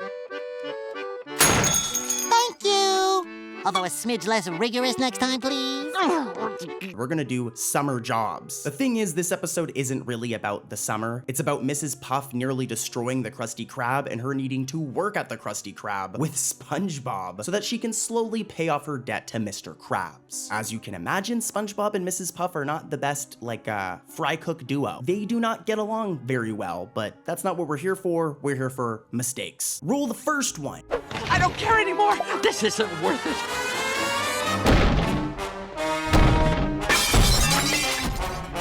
Okay, so for this first one to really make sense, we need to take a look at Mrs. Puff, okay? More specifically, her colors and her design. Now, when it comes to Mrs. Puff, okay, the front of her body is this pale white color, the part with her face and everything, all right? Where her stomach and face is, the entire front area of her body is white. But then if we see Mrs. Puff from the back part of her body, her back, is a darker brown, all right? So the front of her body is white, the back of her body is darker brown. Now, the reason reason I'm yapping on about this is it's a big part of this mistake, as when Mrs. Puff is bouncing and right before she smashes the Krusty Krab doors, her colors are completely flipped. I'm doing a side-by-side here, and you'll notice that her pale front skin is on her back, the white part is on her back right here, and her brown, like, back skin is on the front of her. And this is like a really bad mistake. They got her colors completely mixed up. This is why I'm doing the side-by-side so you can really see. So yeah, a really bad mistake here. You guys already know though, this ain't it. We've got more from Summer Jobs, so roll mistake number 2, please.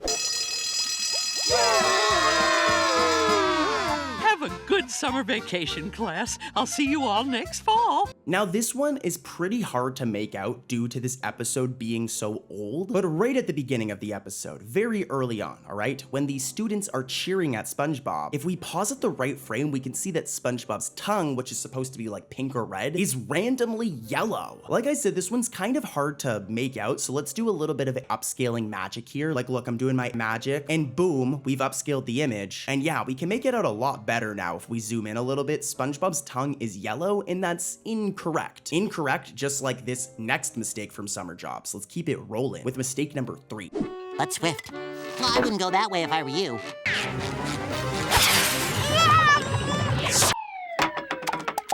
All right, I'm a nerd for catching this one, and I guess it kind of reveals that all I ever really think about is food. But in the clips you guys just saw, when Mrs. Puff gets the Krabby Patty, we can see that the lettuce is on top, all right? It's right here, remember this. I know I'm asking you to overanalyze a piece of lettuce, which is kind of ridiculous, but it's important for the mistake. But yeah, it's on top. However, when it's delivered to the customer, the lettuce is just randomly now transformed to the bottom of the burger. So either Mrs. Puff was messing with the burger, she was fondling that burger and moving it around like a typical Uber Eats driver, or the animators put the lettuce on top, forgot, and then when it got to this scene, they incorrectly drew it with the lettuce on the bottom. That's probably what happened. See, now I'm just hungry though, but I still got more SpongeBob mistakes to cover, guys. So I'm gonna hold off on my hunger, especially because these mistakes are really bad and I don't want you to miss them. And then after this video, I'm getting a Krabby Patty, dude. Damn. All right, let's keep it rolling. It's me!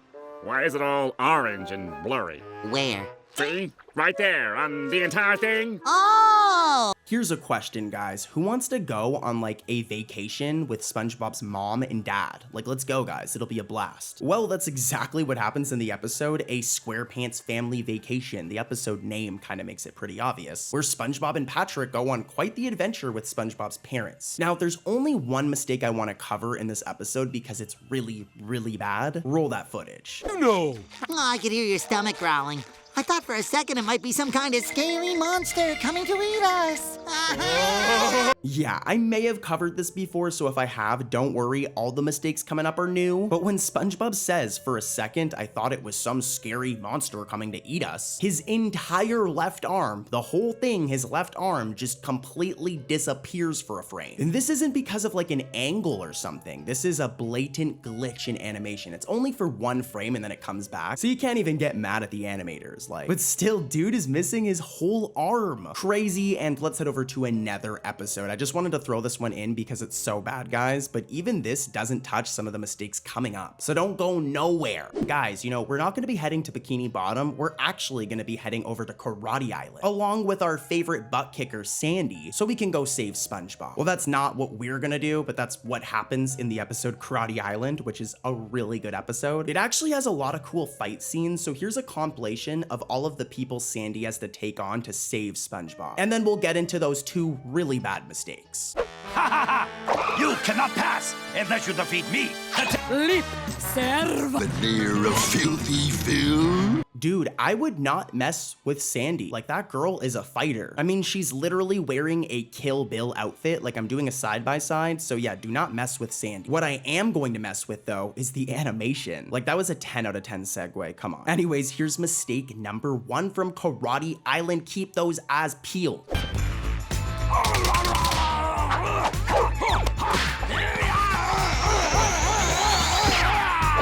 All right, right, so when it comes to Sandy, whenever we've seen her feet, not that I be paying attention to, you know, like a anamorphic squirrel's feet, but if we pay attention to them throughout the entire series, Sandy always has 3 toes. 3 of them, okay? Look at this shot, 1, 2, 3. But when Sandy's fighting Master Udon and kicks him in the face, ouch. If we look at her feet, she's shown with 4 toes randomly, when again, she normally only has 3. So technically a mistake here. They gave her an extra toe for some reason. Anyways though, enough about Sandy's feet, all right? I'm not like that, guys. Let's instead talk about mistake number 2 from Karate Island. This one is really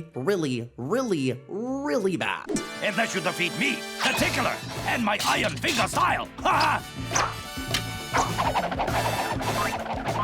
Yeah, so I wasn't exaggerating when I said it was really bad, guys. So in this one scene right here, all right, when Sandy takes on the Tickler, when she first arrives and we see the Tickler, he is wearing brown pants, okay? But as the scene progresses, there's this one shot right here where dude has white pants randomly. We're literally in the middle of a battle here, so I highly doubt the Tickler like hopped in an Uber, went home, and changed into white pants, which is like the worst choice to fight in, by the way. Like white pants stain so easily, and then came back with a whole new pair of pants. The animators drew him with brown pants, forgot, and then gave him white pants, which is like a 10 out of 10 mistake, guys. That's like really bad. Only 2 volunteer employees could do for no extra pay.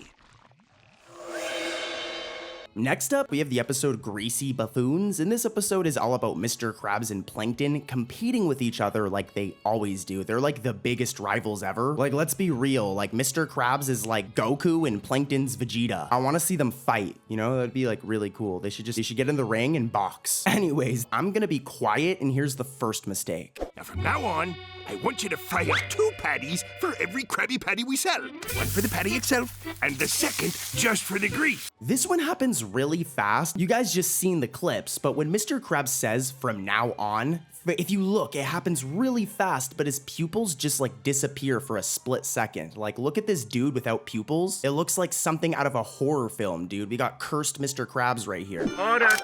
1 double Krabby Patty, everything on. All right, this one's weird and is kind of like a silly mistake. Like, it's weird that they even made the mistake, but when Squidward gives SpongeBob the order, the condiments right here on the shelf go in this order, okay? Mustard, mayonnaise, and then mustard again. They really like mustard in Bikini Bottom. Here's the issue though. When SpongeBob comes out of the kitchen, that mayonnaise bottle is now randomly replaced with ketchup. So instead of it being mustard, mayonnaise, and mustard, it's now mustard, ketchup, and mustard. And remember, this all happens in a matter of seconds, so this was 100% a mistake. At first they drew mayo, and then they just changed it to ketchup. Here's a random one for you guys though. Comment down below, what do you prefer, mayo or ketchup? Or both? You know what I prefer though? More SpongeBob mistakes. So let's head over to this next episode. This one's pretty rough, guys. I don't know how it made it onto TV. Are you ready to go for it? Like Mr. Krabs says, it's now or never. When does he say that? Usually on his way into the men's room. Next up, I have another episode of SpongeBob that you guys have probably never seen before. It's called Trench Billies, and it's all about SpongeBob and Patrick being held as prisoners by like a backward gang. Yeah, season 7 has some weird episodes. It also has some mistakes though, and this episode has one that I really want to talk about. Roll the footage. What's he doing? How long have we been watching it? What time is it now? 2:30. Okay, so you guys may have caught it, but several times when SpongeBob is looking at the jellyfish from his binoculars, okay, his mouth crosses over with his arm. This isn't supposed to happen, right? Like, his mouth should not be able to overlap with his arm. I want you to think about that for a second. It's not the biggest mistake in the world, but it is a mistake that shouldn't be happening at all, dude. Imagine looking at your arm and your mouth is on your arm. So weird, but let's keep it moving, guys. More mistakes coming up, and the ones I've talked about so far are nothing compared to what's coming up, so stay tuned. Aren't they a little, elderly? We may be a little wrinkly, But where is Tuffy's jerky? This next episode is a season 13 episode. Actually, it's a season 14 episode. I'm always talking about SpongeBob mistakes, but that was a mistake right there. I meant to say season 14. It's the Goob Father. And this episode's wild. Pretty much like Mr. Krabs creates a new product that he sells at the Krusty Krab. It's like a burger shake. But the Goob Father does not like this, and he keeps on coming and like destroying the Krusty Krab and stuff. It's actually like a wild episode. And of course, a wild episode like this has a bunch of mistakes. It has 4, that's right, 4 in one episode. And I want to give credit to my little bro Jason for helping me find these mistakes. He actually helped me find all of these. He like came over and we hung out and we did it, so shout out to him. One day when I retire, he'll take over. Here's the first mistake. Keep those eyes peeled. The brand new Patty Whip is now on the menu. Okay, so mistake number 1. If we take a look at the Krusty Krab, guys, we look at any episode, we even go back to season 1, the OG era, and there's always the Galley Grub menu. This thing right here with all of the different items you can order from the Krusty Krab, along with the prices. This thing right here, okay? Well, in this shot right here of the Goob Father, it's just not there. They just didn't draw it, which of course is some cartoon logic, but I mean, it's always there. Even in scenes where like people aren't looking at the menu, it's still always there in the background. So I don't know why they just didn't draw it here. It's kind of lazy. There's also normally this sign right here, this green order here sign. If we look at any other episode, it's there, but in this episode, in that same shot, it is also missing. So 2 mistakes in one right there. And here's another mistake from this episode. Here's a hint, a certain restaurant is missing. Prepare to be annihilated!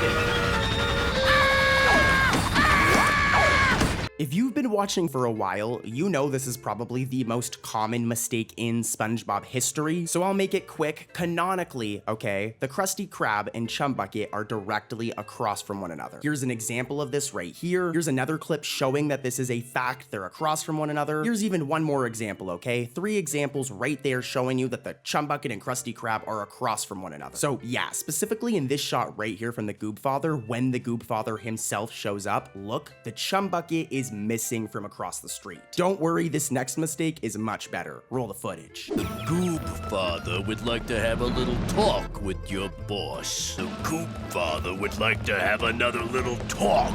Okay, so at the beginning of this episode, when the Goob Father first arrives, okay, we can see that it is nighttime, all right? And then as the episode progresses a couple minutes later, he arrives again and we can see that it's daytime. I'm doing a side-by-side right here. And in one shot, it's daytime, and in the other shot, it's nighttime. Now, if we look at both of these shots, we'll see that there's a clock right here. And here's the problem. If this shot is in the night and this shot is in the day, why is this clock the exact same time? The clock should change, right? The clock would be one time at nighttime and then a different time if it's during the day. So this is a mistake. I guess you could argue maybe it's the exact same time the next day, but I think they were just too lazy to update the clock as the episode progressed because this is literally a kid's cartoon, but it's still a mistake. That clock should change, especially if the daytime and nighttime is like cycling still. So yeah, believe it or not though, that's not it. I still got one more mistake from this episode. Let's go take a look at this. Here's a hint. It has to do with SpongeBob's mouth, okay? Roll the footage. Extra sprinkles.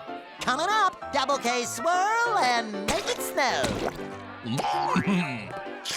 Did you guys catch it? Like I said, it has to do with his mouth, okay? As in the scene where SpongeBob makes an ice cream cone and gives it to someone, I want one, by the way. I want an ice cream cone. If we look closely though, one of his teeth turns yellow for a single frame. Very common mistake in SpongeBob, but it's still like a mistake. Like, dude, like, why is your teeth yellow? Go grab that toothbrush, my guy. Also, just saying, that's what happens if you eat too much ice cream, guys. You're gonna get yellow teeth, so don't do it. But all right, let's head over to another episode with more mistakes. I cannot believe there were 4 in that last one. Crazy, dude. I waited so long, and you broke it. As we've seen in many older episodes of SpongeBob, SpongeBob himself is not a very patient person. I mean, we go back to the episode Procrastination, where he had to write a whole essay and he just couldn't do it. He had no patience to get it done. And this is a similar theme in the episode Waiting, where SpongeBob wins a contest and has to wait for his toy to arrive in the mail, but it just takes a long time. Just like how you guys are waiting for me to shut up and talk about the mistakes. So let's do that. Here's the mistake in this episode. SpongeBob SquarePants? Could you come back later? He's having a moment. Yeah, so right after SpongeBob is given the toy, okay, Patrick and SpongeBob dance. They do their little dance. They got some good dance moves. Now, during this scene, there is no mailbox, okay? We can see that, like, when we look around the whole area, there is no mailbox at all. But then, at the ending of their dance, this mailbox right here just randomly appears, when it literally was not there during their dance. This also happens during this scene where SpongeBob is given the toy by the mailman. The mailbox literally is not there, but then when the mailman comes, it just magically appears. It just spawns in. Kinda lazy, Nickelodeon. And that's not it. I got another one from Waiting, and this one's pretty spicy, all right? Here's a hint. It has to do with this box right here. Roll the footage. What's this?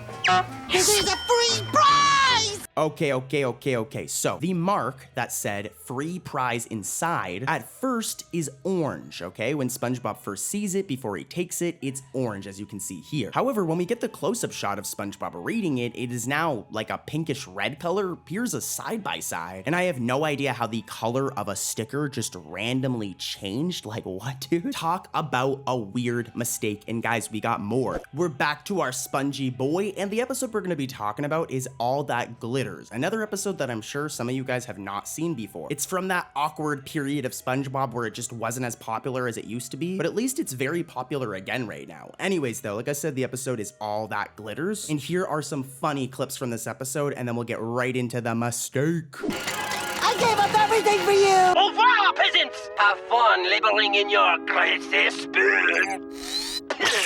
All right, you know what time it is. It's time to become detectives and put our, our mistake-finding glasses on. Cause it's mistake time, baby. Roll that footage. Replacement spatula?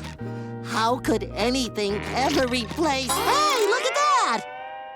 Yeah, this one's very strange. So, when SpongeBob says, hey, look at that, if you look very closely, his red tie just completely goes missing. It's so weird seeing his pants like this. Normally they look like this, obviously, as you know. So there just being no tie looks so strange. Like, get my boy his tie back. Proper drying of the hands is every bit as important as the... Guess we closed early today. Alrighty, we've got another episode. This one is Say Aw from season 13. And I'm just gonna straight up say it. This episode is kind of bad in my opinion. The pacing's just like really off. It's just very, very random. But what's really important here are all of the mistakes in this episode. Here's the first one. Okay, so this right here is Incidental 6, all right? And normally Incidental 6 has these like thin black feet, okay? They look like this. Don't ask me why I care about a fish's feet, okay? All right, you brain-dead barnacles! Aww, so cute.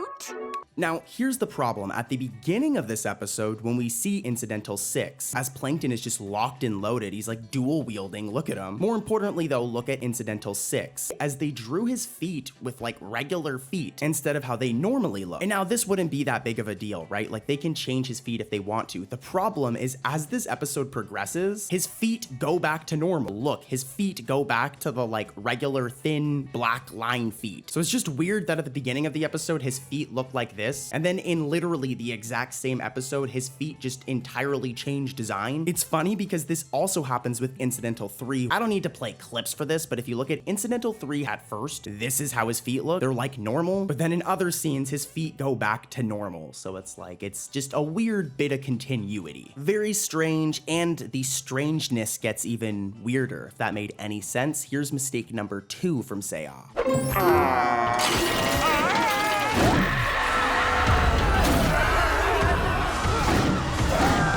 Alright, so speaking of the scene where Squidward gets eaten by QT, there's a mistake in this scene itself. So, when we first see Incidental 87, this grandma right here, she is wearing no glasses, okay? She has no glasses on, and it doesn't look like she's got pockets either to be storing them anywhere, okay? Here's the issue though, after QT, this thing right here, devours Squidward, Incidental 87 can now randomly be seen wearing her glasses right before running away. So I don't know where her glasses came from. Maybe she stored storing them somewhere, but I do think this was a continuity error where at first they drew her without glasses, despite the fact that she always wears glasses in like every other episode. And then they remembered and gave her glasses as she runs away. I don't know, but this is a mistake, guys. One of my favorite episodes of SpongeBob is procrastination, and it's because I think we can all relate to this episode. We've had plenty of times where we have homework or just other things we need to get done, and we'll find any reason possible to not do it, and that's exactly what SpongeBob does in this episode. It seems the animators might have been procrastinating a little as well though, as there's two really bad mistakes in this episode. Roll that footage. I swallowed one. Water. Water.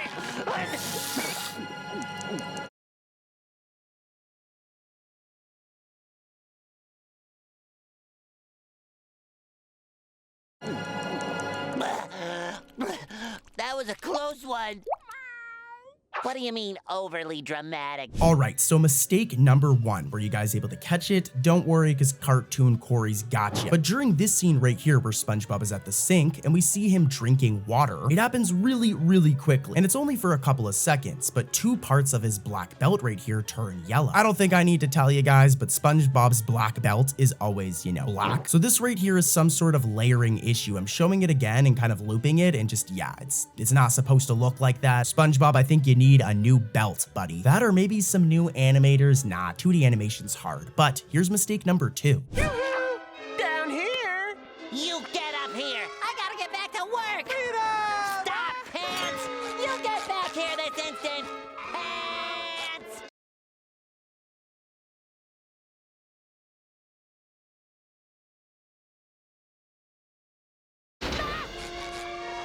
Now this one I'm sure you guys caught, especially if we paused it at the right frame, but before SpongeBob is locked out of his house in this episode, as the door slams shut for about a split second, look, our favorite yellow boy is just missing his mouth. It's only for a split second, so it's not that big of a deal. It's not like his mouth is missing for the entire scene, but still a mistake, and it's quite the funny one. Like, look at SpongeBob here with no mouth. Crazy. You know, it's also crazy though, the mistakes in this next episode we're gonna cover, so let's keep it moving. Next up, we have Krusty Love, and this episode is all about Mr. Krabs' dying love for Mrs. Puff. The only problem is that Mr. Krabs, anytime he spends money on Mrs. Puff, it causes the dude to go crazy. Like, he is cheap. You know he's the type of dude trying to split on the first date. Gotta love him for it though, he's kind of a king. Anyways though, we're not here for all that. Here are the 2 mistakes in this episode. They're spicy. Let's start with mistake number 1. Roll that footage. I don't think I could eat another bite. Oh, I doubt that, my little shrimp boat. You're spoiling me, Mr. Krabs. Caricatures?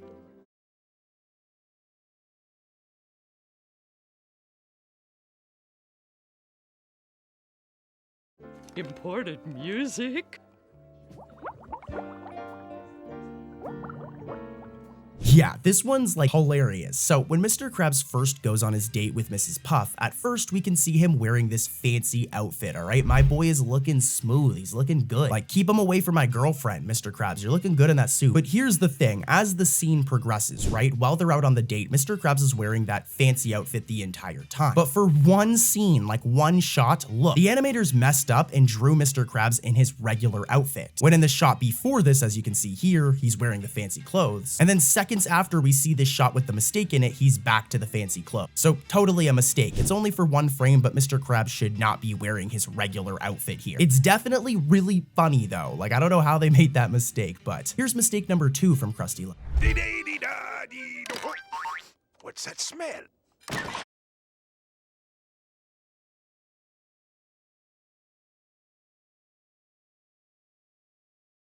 Register! 4908? That's a penny short! This one is easy to miss, but when Mr. Krabs over here rushes over to the cash register in the clips you guys just saw, look, they just didn't draw his legs. Now, it might have been for like comedic effect or something, but I mean, come on, he should have his legs here. They're just missing, and that's a mistake. Like, Mr. Krabs needs those legs. Wild, dude. So many mistakes coming up though, guys. Like, the mistakes coming up are going to blow your brain, so let's keep it rolling. Let's head over to our next episode. All right, so listen, I know the Patrick Star Show is a whole other show, but I mean, it literally stars Patrick, who is like a main character in SpongeBob. Plus, it's not like we're gonna actually watch the show. We're just gonna expose some mistakes. So we're gonna go back to regular SpongeBob, but let's talk about the episode, Is There a Director in the House? The mistake is very tricky though, so I'm gonna play the clip and then I'll come back and explain it, all right? Roll that footage.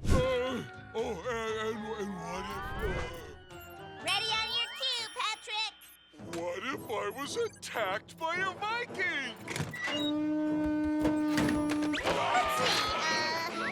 And what about another Viking? And break for lunch in 10. Go for Viking 2.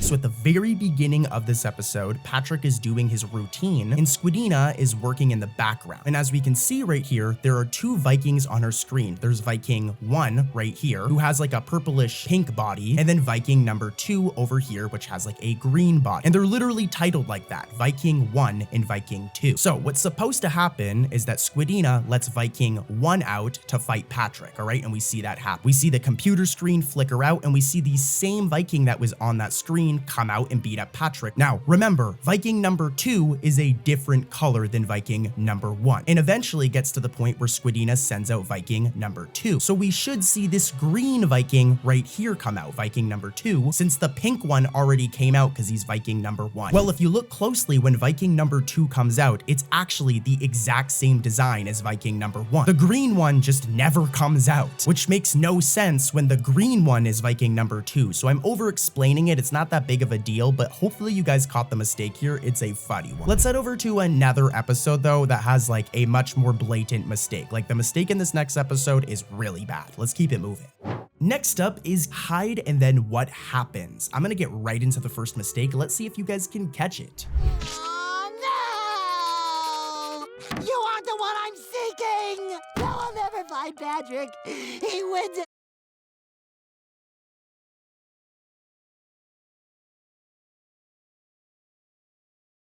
Hide and seek. He wins, he wins. This one's pretty bad, and it actually happens fairly commonly in SpongeBob. But when SpongeBob says he wins at hide and seek, he wins, one of his eyes actually partially turns yellow, as you can see right here. I don't think you guys need me to tell you that SpongeBob's eyes are normally white, but in this one shot of this episode right here, it's kinda yellow, which is pretty bad. SpongeBob, you need to go and see a doctor, broski. That's not okay. But what's also not okay is the other mistake in this episode. Take a look at this, guys.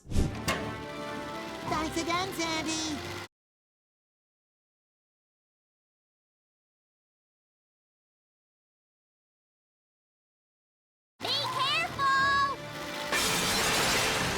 So a little bit of science for you guys. Submarines, right? I'm showing random submarine footage right now. They need to be in water to move, all right? They move in water. Well, take a look at this scene in Hide Then What Happens. As this submarine is able to move around in Sandy's tree dome, which, as I mentioned before, wouldn't be possible. There is no water in Sandy's tree dome, which is why SpongeBob and Patrick have to wear these water helmets. And to make things worse, if you look, the submarine shows bubbles being made from the propeller when they're inside a waterless tree dome. So just, yeah, that's a mistake and just kind of a messy scene. But guys, check out this mistake. This one's even worse. 99, 100. Now, where is he hiding?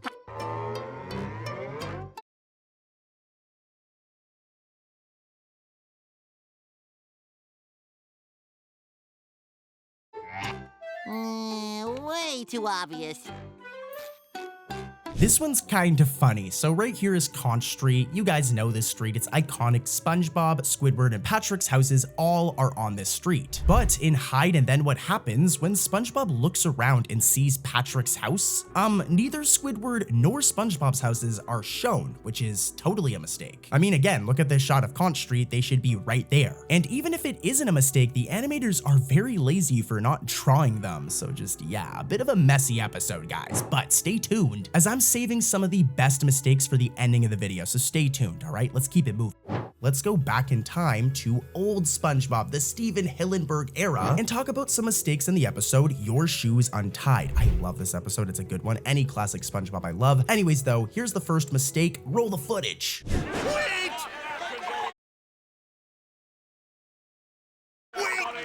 Don't go! Oh yeah, we are definitely out of here. Yes!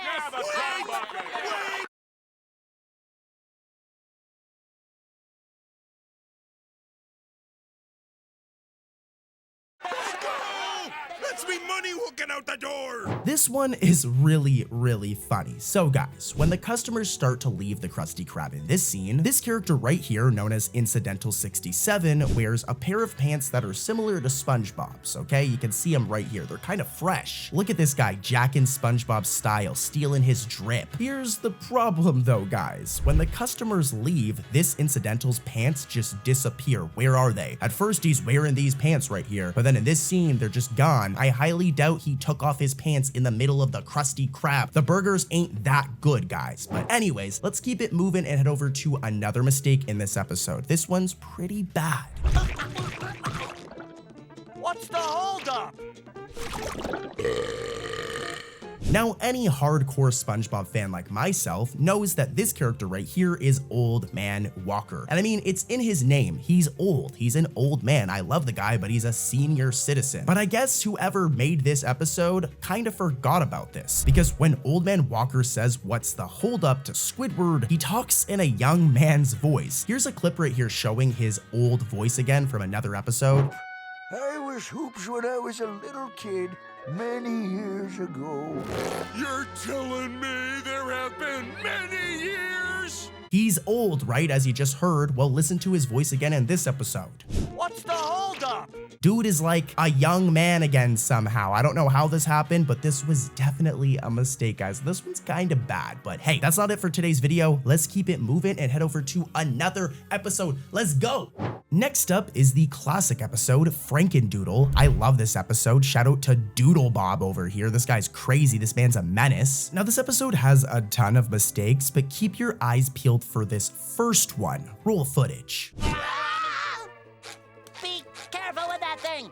Who knows what'll happen?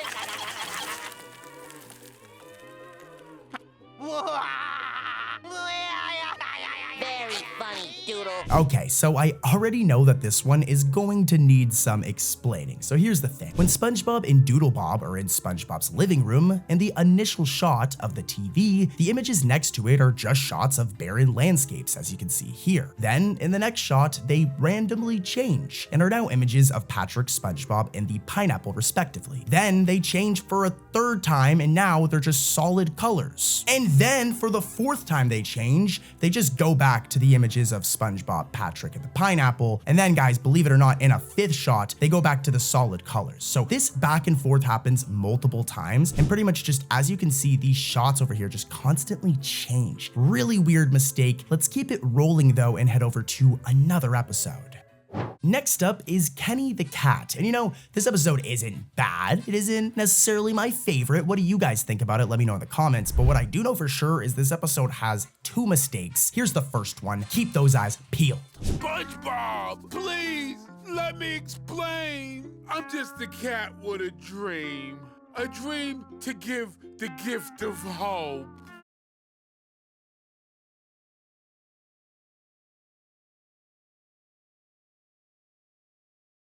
Have mercy. So throughout this episode, this character right here, Kenny the Cat, as you can see, he has gray nails, okay? It's in multiple scenes. You can see right here, I'm zooming in on it. But during this one scene where Kenny says, have mercy, why are they white? His nails just randomly are white in this one scene, as you can see here, but in every other scene, they're gray. So like, what? The animators definitely got a little bit, you know, mixed up here. It's not that big of a deal, but it's still a mistake. And hey, there's more. Here's mistake number 2. I knew Kenny was a fake.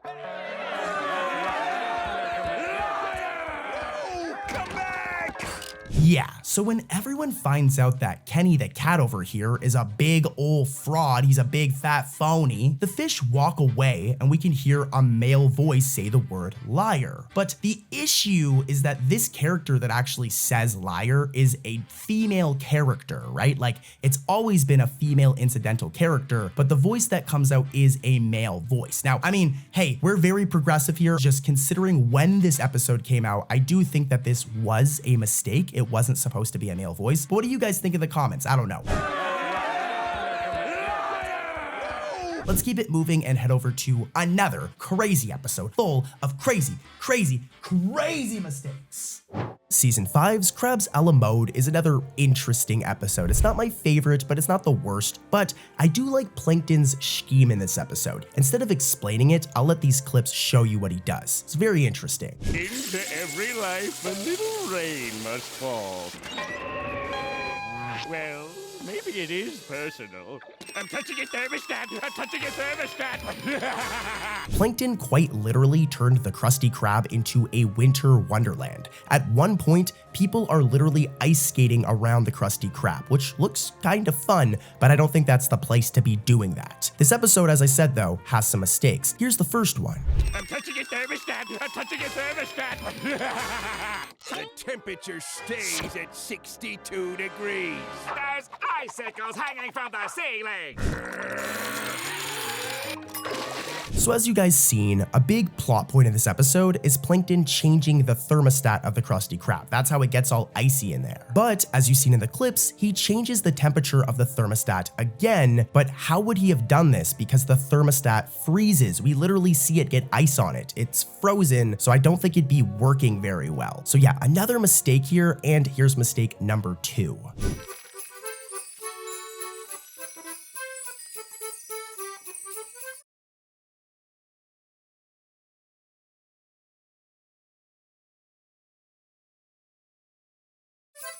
So speaking of frozen objects, as you guys can see, there is one shot where the cash register is frozen, but then throughout the rest of the episode and every other scene, the cash register is no longer frozen. But hey, mistakes happen. You guys know what time it is though? It's time to talk about the random mistake of the day, where we take a quick break from SpongeBob to talk about mistakes in another random cartoon that we don't talk about all that often, usually suggested by you guys. We're gonna go right back to SpongeBob, don't worry, but today we're gonna do the Loud House, more specifically Casa Grandes, which is like a spin-off of the Loud House. I actually really like this show, it's good. Again, we're gonna go back to SpongeBob, but stay tuned. The episode is cursed, and here's some context. It has to do with this character right here, Carlotta, and it has to do with their legs, okay? Roll that footage and let's see if you guys can spot the mistake. Gotta go, gotta go. Oh, babe, I'd never go before you. You're my number 1. No, you're my number 1. Well, I gotta go number 2.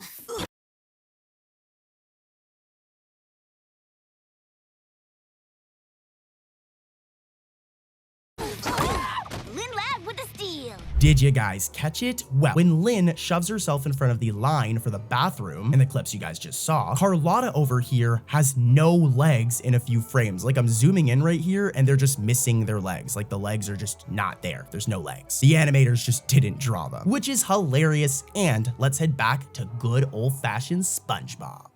This episode we're going to be covering now is Squid on Strike, and this episode is all about Squidward going on strike, and here's why. I'm going to show the clip because it's a really good clip, recapping why Squidward goes on strike, and then we'll get right into the mistake. It's a rough mistake. Anyways though, roll those clips. I got something for you. You're making me pay you to stand at the cash register? There's gonna be a few changes around here. Every time I catch you two goofing off, I'm gonna charge you for it. Well, I am not paying that cheapskate crab 1 cent. And I suggest you do the same. We've got to unite as workers and demand the respect we deserve from the boss. It's time for mistakes, guys. Pay close attention. And here's a hint. It has to do with the Krusty Krab sign, the letters of the sign. All right, roll the footage. I'm glad you saw it our way, Mr. Krabs. Now I can fire them teenagers and get me 2 golden boys back.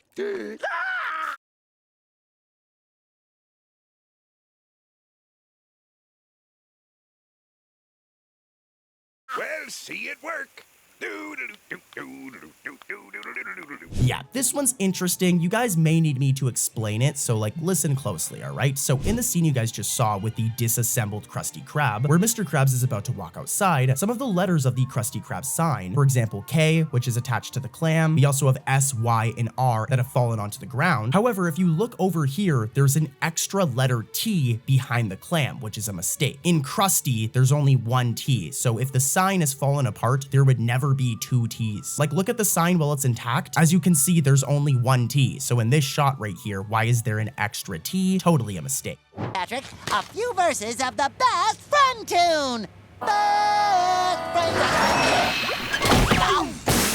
All right, guys, so let's take a little trip over to the beach, all right, to Goo Lagoon, because our next episode is sandcastles in the sand. I'm gonna just get right into the first mistake because I know that's what you guys want, but I want you to pay attention to the fish sitting around SpongeBob in this scene, okay? That's your hint. Roll the clip. You're hurting me. Guess what? Oh, boss. As you guys seen, SpongeBob and Patrick go on this bus and they sit right here. And at first, if we look, we can see that Incidental 36, this character right here, Harold, is behind SpongeBob. He's sitting in the seat behind SpongeBob. And it should be Harold for the remainder of the bus ride. But after a few seconds, Harold randomly changes to Fred. And now Fred is sitting behind SpongeBob and Incidental 36 has magically disappeared. Now, you could be saying maybe Harold got off the bus and Fred got on. But here's the issue. Once SpongeBob taps the driver's shoulder, look, Harold is now back sitting behind SpongeBob, and Fred is now just gone, nowhere to be found. So first it was Harold, then it turns to Fred, and then it goes back to Harold. Yeah, that's a pretty messy mistake right there. And that's not it. This next one is pretty rough from Sandcastles in the Sand. Roll the footage. Ready?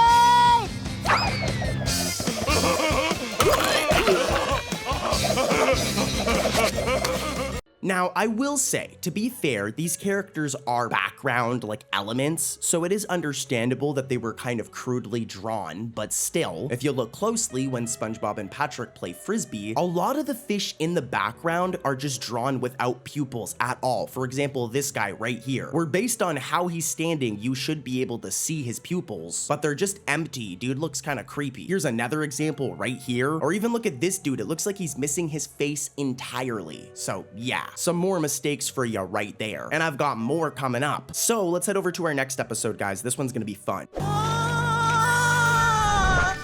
Okay, Kevin, what's step 2? Kevin?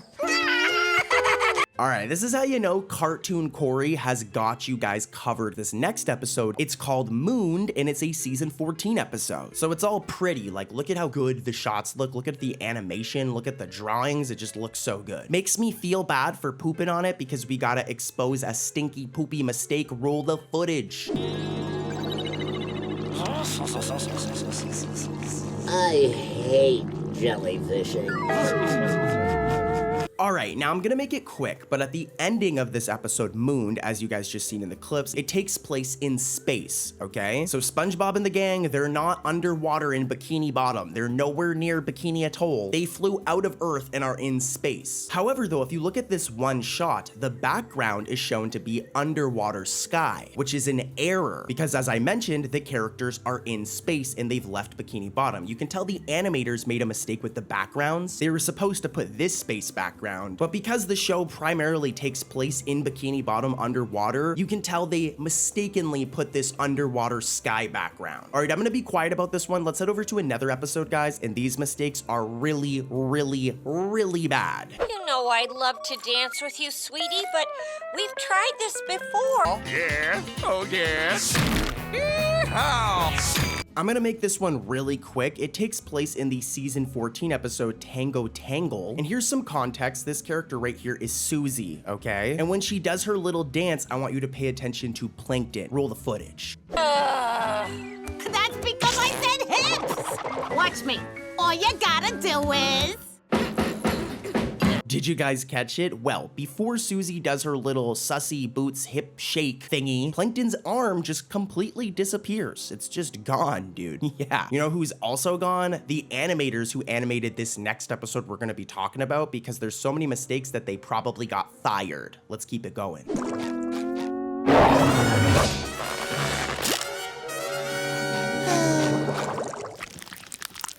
Here's a question for you guys. Who is your favorite SpongeBob villain? Put it in the comments below. Do it right now. Do it, do it, do it, do it. Mine is the Flying Dutchman, which I'm gonna get into the mistakes, but anyways, we're gonna be talking about the episode Ghost Toast, which has 3 really bad errors. Here's the first one. I'm gonna make it quick because I mentioned it during the intro. Roll the footage. Watch now.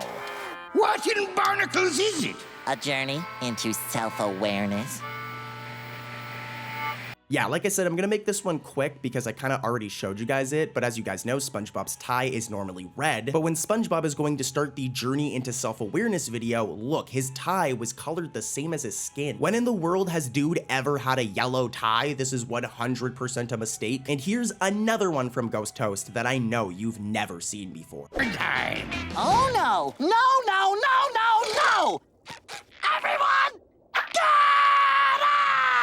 Did you guys catch it? Well, it has to do with SpongeBob's clothing, more specifically his belt. As when SpongeBob says, oh no, no, no, no, no, no, no. Look, dude, his belt is like discolored for a frame. I'm zooming in, I don't know what's going on here, but that is not right, dude. It's only for a frame, so it goes right back to normal afterwards, but still, man, it looks very strange. You know what's also strange though? The third mistake from Ghost Toast. This one's kind of funny though, okay? Prepare to get a little bit of a laugh for this one. Roll the footage. Ooh, scary.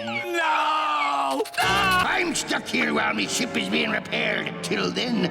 Yeah, okay, so when we first see the Flying Dutchman, all right, when he raids Squidward's house, we can see that he has 5 fingers in this shot, okay? 1, 2, 3, 4, 5. But here's the issue. In multiple other shots from this exact same episode, like for example, when he's at SpongeBob's house, look, dude only has 4 fingers. Here's a side-by-side. I don't know if he cut one of his fingers off. What I think happened here is that the animators messed up, drew him with 5 fingers, and then also drew him with 4 fingers, making for a cheeky little continuity mistake, guys. It's a funny one. How'd the card game go last night, Mr. Krabs? I lost. How much money did you lose? I lost you! Next up, we have a very classic episode. This episode goes way back to like the early 2000s. It's Welcome to the Chum Bucket. And in this episode, SpongeBob is forced to work at the Chum Bucket with Plankton instead of the Krusty Krab, which I'm sure for me describing that already shows you this is a really good episode. So go give the episode a watch, but after you're done watching this video. Anyways, here's the first mistake, and here's a hint, it's an audio error. I'll definitely need to explain this one, but roll the footage and let's see if you guys can catch it. Need to make some Krabby Patties? Well... You ready to make some patties? Wait till I finish my ice cream. All right, this one is very complicated, guys. So throughout SpongeBob, a very common editing thing is these bubble transitions. So when it goes from one scene to another, we'll see this bubble transition right here. It's been a thing since season 1, okay? It's a staple of the show. Now, in this episode, Welcome to the Chum Bucket, there's this scene during the bathing scene where we can hear the bubble transition, but if you look, no bubbles actually appear. You can definitely hear it though. I'm gonna play it again really quickly so you can hear it. Need to make some Krabby Patties? Well... You ready to make some patties?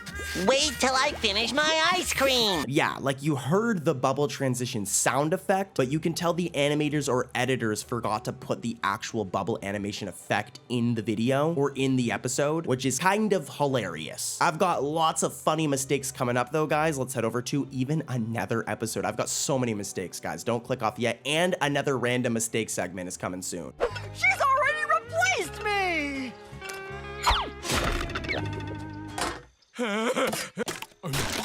Next up, we have the episode A Tale of Two Roxys. And this is another one where Cartoon Corey's got you. I'll make it quick though too, because I know some people just really hate Camp Coral. I do not think it's that bad, honestly. Like some of you guys need to just give it a chance. Plus it's a kid show, it's not that serious. If you're a grown man complaining about Camp Coral, then you need to go outside and touch grass. Seriously, it's a kid show. Anyways though, roll the footage. Here's a hint, it has to do with Pearl. Huh?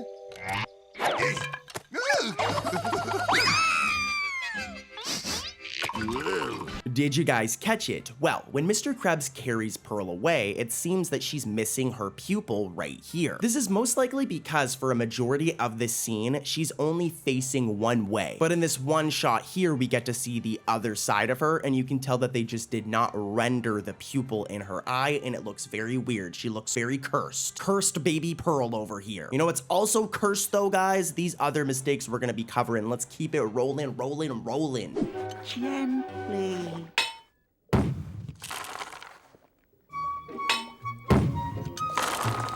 Next up, guys, we have Artist Unknown, and I'm stoked because you guys know I love old SpongeBob episodes like this. In this episode, we were introduced to the art collector, Squidward's like major rival. We're gonna get right into the spicy mistakes. I've got two. How about this one?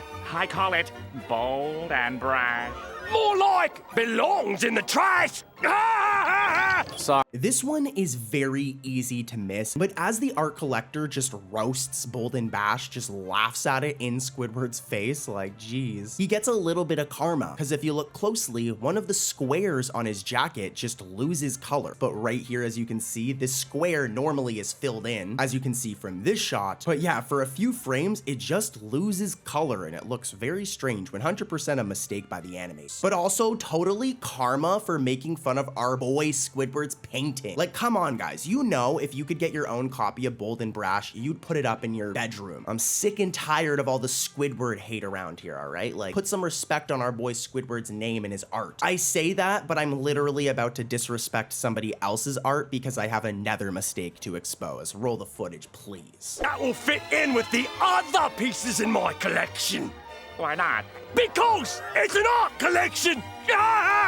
Okay, this one is only going to make sense if you understand animation. It's kind of a weird mistake, okay? But when Monty P. Moneybags, the art collector, says because it's an art collection, his mustache appears to be like tucked behind his lip, which literally isn't possible. I know a lot of you guys are too young to have mustaches. Ha ha ha. Like, you guys can't grow mustaches yet. Get wrecked. But if you did have a mustache, you wouldn't be able to tuck it behind your lip. So yeah, this is a mistake. It's clearly like a layering error where the mustache is supposed to be on top of his lips, but this part of it was positioned behind it. I'll forgive you, Nickelodeon, but it's a mistake. Pearl wants the Mega Menagerie.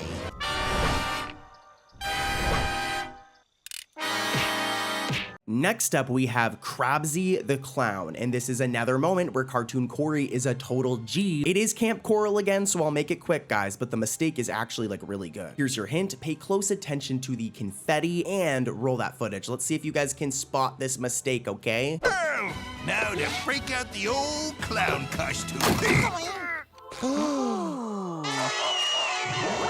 Did you guys catch it? All right, so this confetti right here that shoots out, if you pay close attention, right, the confetti, it's supposed to like shoot out and splash on Mr. Krabs and SpongeBob when the former opens the box. But if you look closely, the confetti kind of just like teleports onto them midway through, rather than being animated to like shoot out and land on them. Like, I'm gonna play it in slow motion and loop it here, and you can see that they kind of like lazily animated this one part. I mean, it's animation, which is really hard, especially 3D animation, so I'll give them a break, but this is a mistake, guys. Krabs is cheap.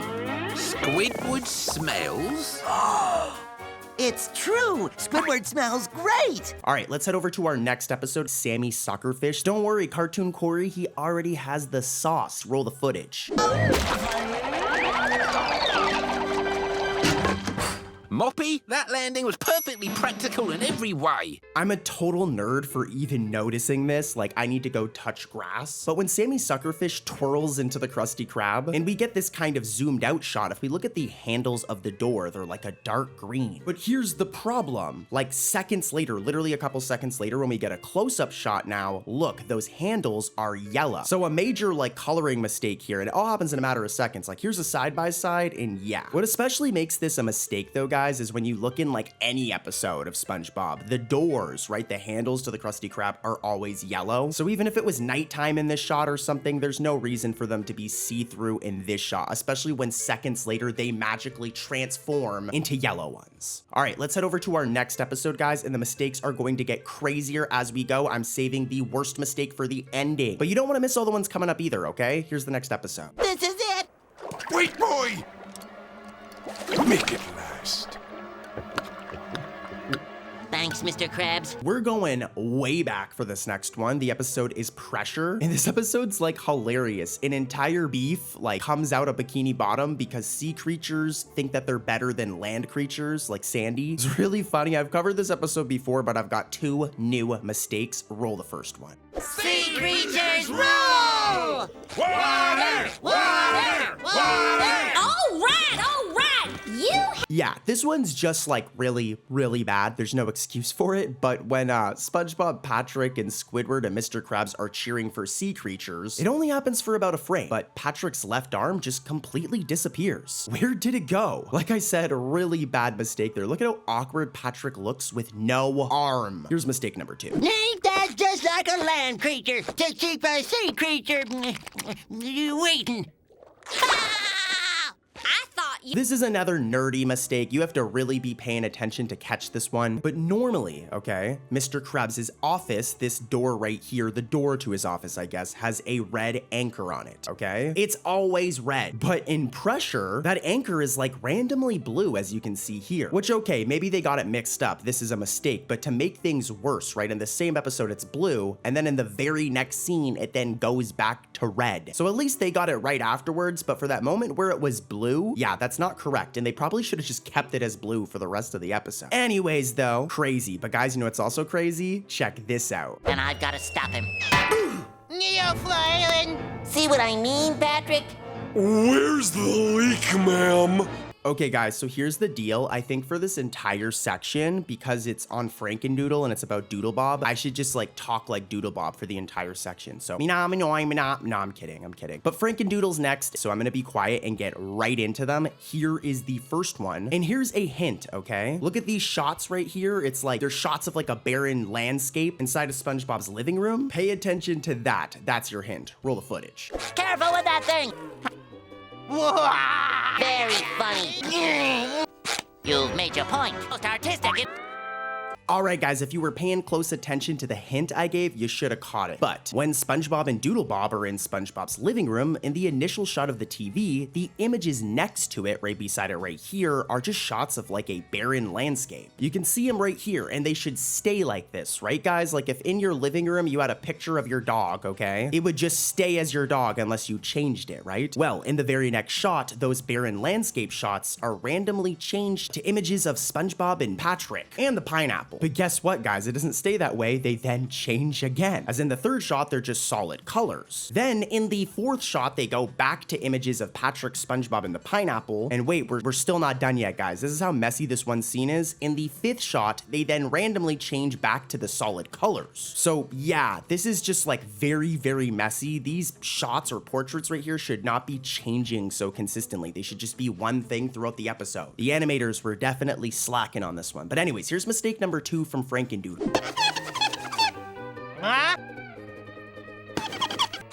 Be careful with that thing. Who knows what'll happen? All right, this one's kind of funny. Definitely some cartoon logic going on here, but at the same time, kind of a silly one. So as you guys just seen, SpongeBob hides behind the door here, and then Doodlebob erases it, and SpongeBob's butt, of course. Here's the issue, though. When SpongeBob says, be careful with that thing, who knows what will happen? The door that was literally just erased by Doodlebob is magically back, which I'm like 90% sure was a continuity error here. I don't think this was done for like comedic effect. I think Doodlebob erased it, they forgot about this, and then drew the door again. It's a weird one. I personally really like this episode, Shanghaied. To be honest, I love any Flying Dutchman themed episode. The Flying Dutchman is just like a funny character. Like here's a compilation of just funny moments of the Flying Dutchman in Shanghaied, and then don't worry, we're gonna get right into the mistakes. Remember the last time I lost me dining socks? Sometimes I wonder how I'd survive if anything should ever happen to me.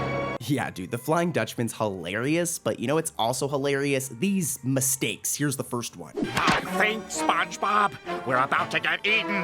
What can you wish for to make it so we don't get eaten?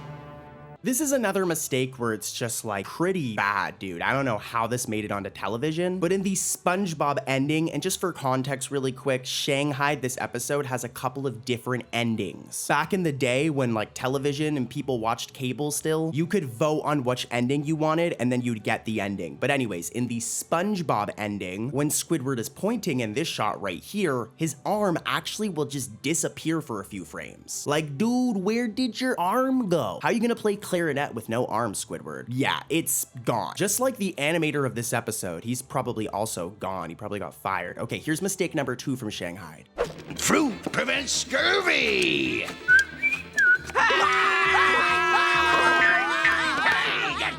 This one's pretty straightforward, okay? So in the SpongeBob ending, when the Flying Dutchman says, fruit prevents scurvy, scurvy's like an illness pirates can get, by the way, kids. Anyways, though, when he says this, if you look, there is a cable on the blender, right? Like a power cable, as you guys know. If you wanted to go plug in like a microwave, there would be a cable, you plug it into the output or the outlet. And this blender has a cable. However, though, in the very next shot, the cable has just disappeared and the blender just has no cable now, which is 100% a mistake. But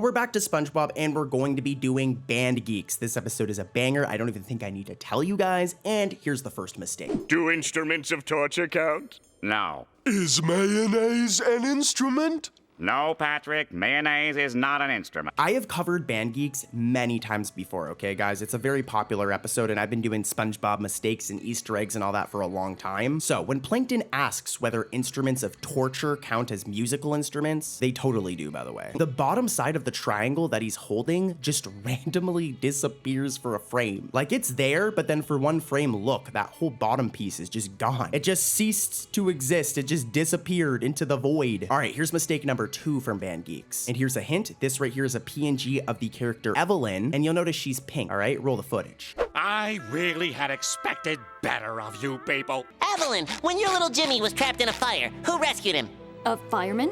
All right, so as you guys just saw right there, Evelyn in this episode in this one shot is randomly green. And this is a problem because Evelyn in every other episode is pink. And there's even some shots literally in this episode where she's pink. So what did she do? Did she go and get plastic surgery and change her skin color? No, the animators made a mistake and colored Evelyn as green when she's supposed to be pink. It wouldn't be an issue if she was green the whole episode, but I mean, she isn't. So yeah, a mistake. And here's one more from Band Geeks. Really had expected better of you people. Was a fireman or some guy in an ambulance, then I'm sure we could all pull together. As most of you know, this lovely lady right here is Pearl. Well, I wouldn't say she's necessarily lovely. You guys have seen how this girl acts. Don't be like Pearl, girlies, all right? Pearl is like the most entitled daughter ever. Like, remember when she nearly flooded the Krusty Krab with her tears? Anyways, I don't know why I'm roasting Pearl so much right now. She's the focus of this mistake right here. And you'll notice on her clothing, she always has this P. Imagine walking around wearing a shirt with your initial on it. Like, I was completely right for roasting Pearl. This girl's too much. Just imagine Pearl's Starbucks order. You know Pearl would be so annoying. You know she'd be listening to Taylor Swift. Okay, never mind. I'm going way too hard. Anyways, so she normally has the P on her shirt, and there are numerous shots, and it should always be there. But there are multiple shots in this episode where the P is just gone. For example, look at this shot right here. There's no P. Or this shot right here. There's no P. And here's one more. Yeah, like it's not there. They just were too lazy to draw the P, and that is a mistake. Let's keep it going though, gang. There's lots more coming up. An agreement, boy. You ain't supposed to spend any of me money. But you said, here I come. For you, Mrs. Pop. You know what, guys? If I can't find love like Mr. Krabs and Pearl, I don't want it. I mean, they're very toxic, but like they're the couple, as we seen in Krusty Love, the episode where they first go on their date. We're not here to talk about their toxic relationship, though. We're here to talk about the mistakes in Krusty Love, so roll the footage, please. Mr. Krabs, say hello. No, no, Mr. Krabs, just say hello. This one's pretty straightforward and pretty simple, but as you guys may already know, SpongeBob canonically is like buck-toothed, all right? He has this like massive gap in his teeth. Like, look at that smile right there, okay? It's like this in every episode, but in Krusty Love, randomly, when SpongeBob whispers to Mr. Krabs, look, that gap in his teeth is just gone, and he has like a normal mouthful of teeth. It looks really weird, and this hasn't really happened since this episode, but it's definitely a mistake. I don't know why they gave SpongeBob an entire mouth of teeth. It looks kind of strange, to be honest. The sash ringing, the flash singing, the bash pinging, the hash slinging slasher. I love SpongeBob, and we're gonna be talking about Graveyard Shift. You guys may have noticed a lot of the nostalgic episodes in today's video were from season 2. A lot of them were from season 2. I did it on purpose. Such a good season. Anyways, though, even a season as good as this one and an episode as good as Graveyard Shift has mistakes, and here is the first one. Night, night, night, night, night, night, night, night. A hash slinging slasher. First, the lights will flicker. All right, so if we take a look in the Krusty Krab, specifically at Squidward's like boat workstation here, there's always the cash register. I mean, it's kind of important. Mr. Krabs over here, all he cares about is money, money, money, money, money, money, money. So, you know, the cash register is kind of important to collect that money from paying customers. But if you pay close attention throughout the episode, pretty much in every single shot of the Krusty Krab, before Squidward tells his story, the cash register is just missing. Like, look at this shot right here. Cash register is not there. Here's another shot right here, and it's missing. And here's another one, and look, it's gone. So many shots where they just forgot to draw it, and I feel like Mr. Krabs would be very upset about this one. Like, someone's getting fired. Slime deodorant chew toy. Highlight! Your friends won't tell you this, but you can really use the slime deodorant, Smelly! Next up, we have a very underrated episode of SpongeBob called Pineapple Invasion. Like, be real, comment if you've seen this episode before. It's pretty obscure. Of course, though, it has mistakes, 2 really bad ones, so here's the first one. Time to trigger the stench.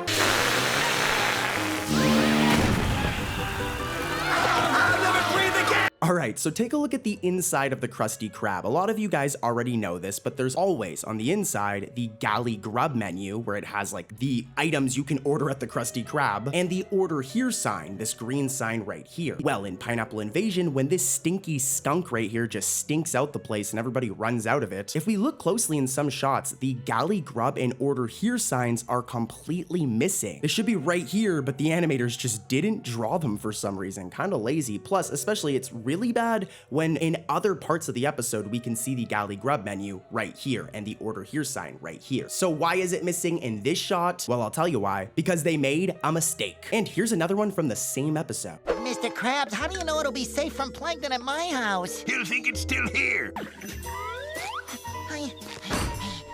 All right, this one is really, really easy to miss. Like, I'm a total nerd for catching it. I say it all the time, but I'm a major nerd for catching this one. But when SpongeBob, like, escapes the Krusty Krab at nighttime with the Krabby Patty secret formula, and he's just about to run off screen, if we pause at the right frame right here, yeah, look, one of SpongeBob's bottom, like, pant legs is transparent. It should be brown, like the rest of his pants, but you can see that they didn't color it in, and then you can see the wood from the Krusty Krab, like, filling it in there, so totally a mistake here. I'm circling it, you can see it right here. That's 2 right there, guys, and let's head over to another episode with even more mistakes. We got ourselves a nematode infestation!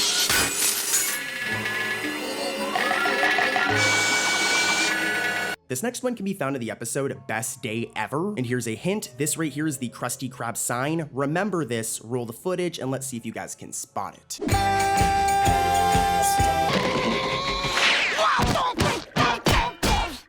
Me building's been condemned, boy! Yeah, so as you guys just seen, the Krusty Krab sign seems to disappear when SpongeBob arrives to it. It should be here, but it's missing. Like, if we go look at any shot of the Krusty Krab, there is always this iconic clam sign right here. But when SpongeBob arrives in this episode, it's missing. And how we know this is a mistake for sure is, like, when he walks to it, the sign now magically appears right here. Here's a side-by-side, it wasn't there before, and yeah, mistake. And don't click off yet, guys, because it's just gonna get crazier from here. Next up, I've got a season 11 episode for you guys. It's called The String, and this one's like pretty straightforward. It's all about SpongeBob pulling a loose string from Squidward's shirt that never seems to end. I'm gonna play some funny clips from this episode again, and then we'll get right into the mistakes, so hold up. My leg!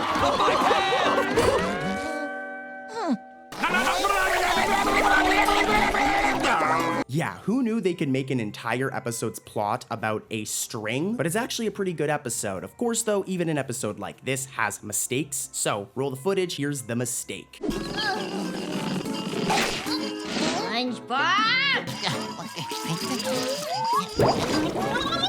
This is another one that's very easy to miss if you're not paying close attention, but as you guys know, Sandy Cheeks over here has a tail. She's a squirrel and she has a big tail, this right here. Well, when SpongeBob unravels Sandy's tail, like you guys just saw in those clips, it just magically reappears again as she's swimming up for air. Like, we literally see Sandy's tail get unraveled and like disappear, but I guess the animators forgot, because then once she's swimming up for air, her tail is now just suddenly back despite it literally just being taken away. I don't know. Definitely a little bit of cartoon logic, but at the same time, this one's kind of like silly. It's a mistake. My Krusty Krab meal was delicious. I cannot recommend it enough. Well, I was just gonna loiter, but now I think I'll get a Krabby Patty. What if I told you there's an entire episode of SpongeBob that's about a bulletin board where everybody just makes fun of each other? Yeah, well, it exists. It's the episode literally titled Bulletin Board, and a lot of drama happens in this episode, dude. But I mean, you're not really here for that. You're here for mistakes, and there's 2 spicy mistakes in this episode. Here's a hint. I'm showing a picture of the character on screen. This is Incidental 40. Remember how they look, because you want to look out for them in these clips. That way you can spot the mistake. I know you guys can do it. Roll that footage. Board has become a bullying board. Okay, that's it. Everybody out! Did you guys catch it? Okay, so when Mr. Krabs says, okay, that's it, as SpongeBob is giving his little speech, we can see him walk through these incidentals right here like they're almost a door. And if you were paying attention to the hint I gave you, look, Incidental 40 is just drawn with no arms. We actually get 2 shots of this. We can see him right here with no arms before Mr. Krabs walks through them, and then even after he walks through them and they go back, look, this dude still has no arms. Where are his arms? I think arms are kind of important, guys. Like, imagine if you just didn't have arms. Yeah, Nickelodeon, you did Incidental 40 dirty in this one scene, man. Like, come on. Anyways, though, here's mistake number 2 from Bulletin Board. Size is too big. Close your mouth when you eat.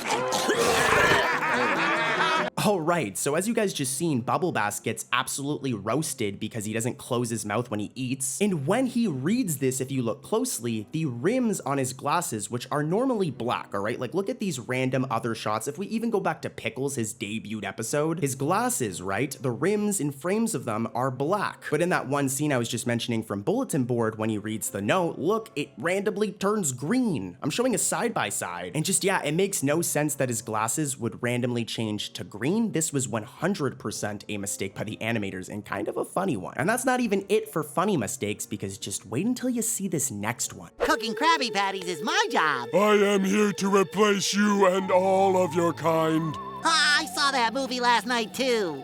Next up, we have the hilariously titled episode Planet of the Jellyfish, which is a play on of like Planet of the Apes. The plot of this episode is also like really cool, just saying. It's all about an evil jellyfish kidnapping Bikini Bottomites and cloning them. Like, seriously, give this episode a watch when you get a chance, but after this, of course. Don't click off the video. Cause I mean, we've got mistakes to expose, and here's the first one. Whoa, look at all the customers. One Krabby Patty, hold the mayonnaise.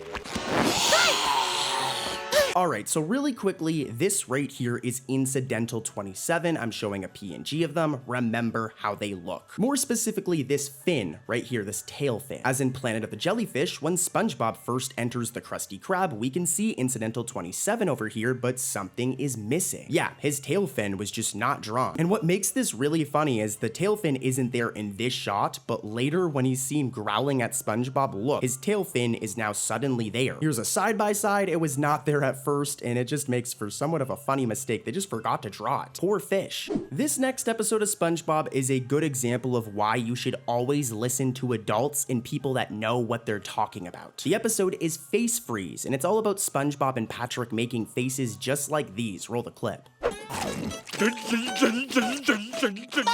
love it. What do you think of this?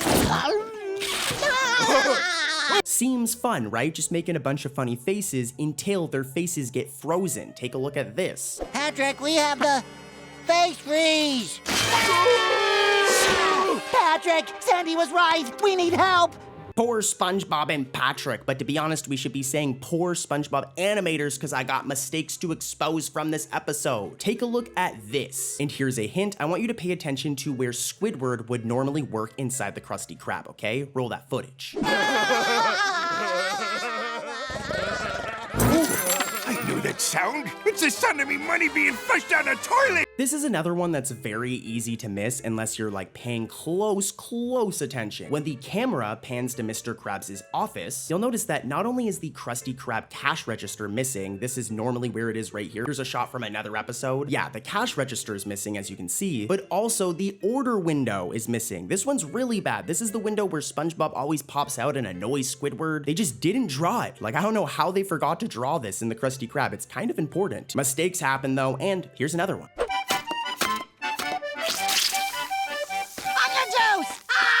Come on, SpongeBob, chop chop! Okay. This one we're definitely gonna have to slow down a little bit so people catch it, but when Squidward ducks behind the wall in the clips you guys just seen, after he says chop chop, we can actually see that he clips through the wall, meaning that he like goes through the wall, which as you guys know, you can't just walk through walls. He doesn't have like invisible powers. If you were to go and walk into a wall, you would smack into it. Your arm wouldn't go through it. So yeah, this is totally a mistake. I'm playing it in slow motion again, and yeah, you can see he's clipping through that wall. That's not supposed to happen. I'm gonna make this one another quick one. The episode is Goo Goo Gas, and this one's all about one of Plankton's nastiest schemes yet, where he finds a way to turn everybody in Bikini Bottom into babies. Like, look at baby SpongeBob, dude. He's so cute. As a matter of fact, here's a quick highlight of all the different baby characters in this episode, or all the baby versions of characters, and then we'll get into the mistake.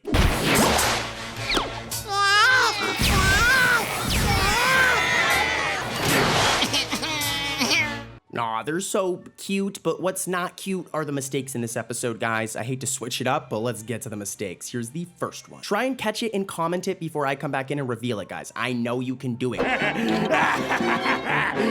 is mine! You kids get off my lawn! That was almost too easy. All right, so as you guys just seen in those clips, Plankton is seen running out of the Krusty Krab with a Krabby Patty. And if we look at this Krabby Patty, it's just a regular Krabby Patty. It isn't a cheeseburger, it's a regular burger. No cheese is on that burger. Getting kind of hungry now. Now I kind of want a burger. Actually, really quickly, guys, I'm gonna order a burger on Uber Eats real quick. 1 second. Let me get this one and let's order. Okay, perfect. My food's on the way, guys. But as you've seen, the Krabby Patty has no cheese on it when he's running out of the Krusty Krab. But here's the problem, dude. When we see him actually leave the Krusty Krab, there is cheese on the patty. So we can see there's cheese on it, but then there's no cheese on it. Here's a side by side, and you can tell at first the animators drew it with cheese, but then in this shot, they were too lazy to put the cheese slice on the burger. Poor Plankton, he got gypped. All right, here's mistake number 2 from Goo Goo Gas. Release me! Right after the party, the pinata party. What? This one's pretty straightforward and kind of funny. So as you guys know, Bikini Bottom is in the ocean. All right, so there isn't like a ceiling. They're not in a building. The sky just keeps on going up. If they keep on going up, they go out of water and then they're at Bikini Atoll, as you can see here. And then they could just keep on going in the sky to space, as you can see in this shot from Goons on the Moon. Well, in Goo Goo Gas, there's a moment where Plankton gets caught, all right? And he's put in a net. And as we can see, he's hanging in this net right here. But here's the problem, guys. They're underwater and they're not in a building. So what is this hanging from? Is it just floating in the air? Like, think about it. This thing right here would need to be tied to something. And based on what we've seen in this episode, it looks like it's literally just floating in the ocean from like hanging from the top of the ocean. I don't know, but this was a mistake. The animators definitely didn't think about this part very clearly. So yeah. Next up, the episode is Sing a Song of Patrick. This is another very obscure episode where Patrick writes a song and submits it to a record label. It's actually like an interesting plot. Here are some funny clips of what happens in the episode, and then we'll get into the mistake.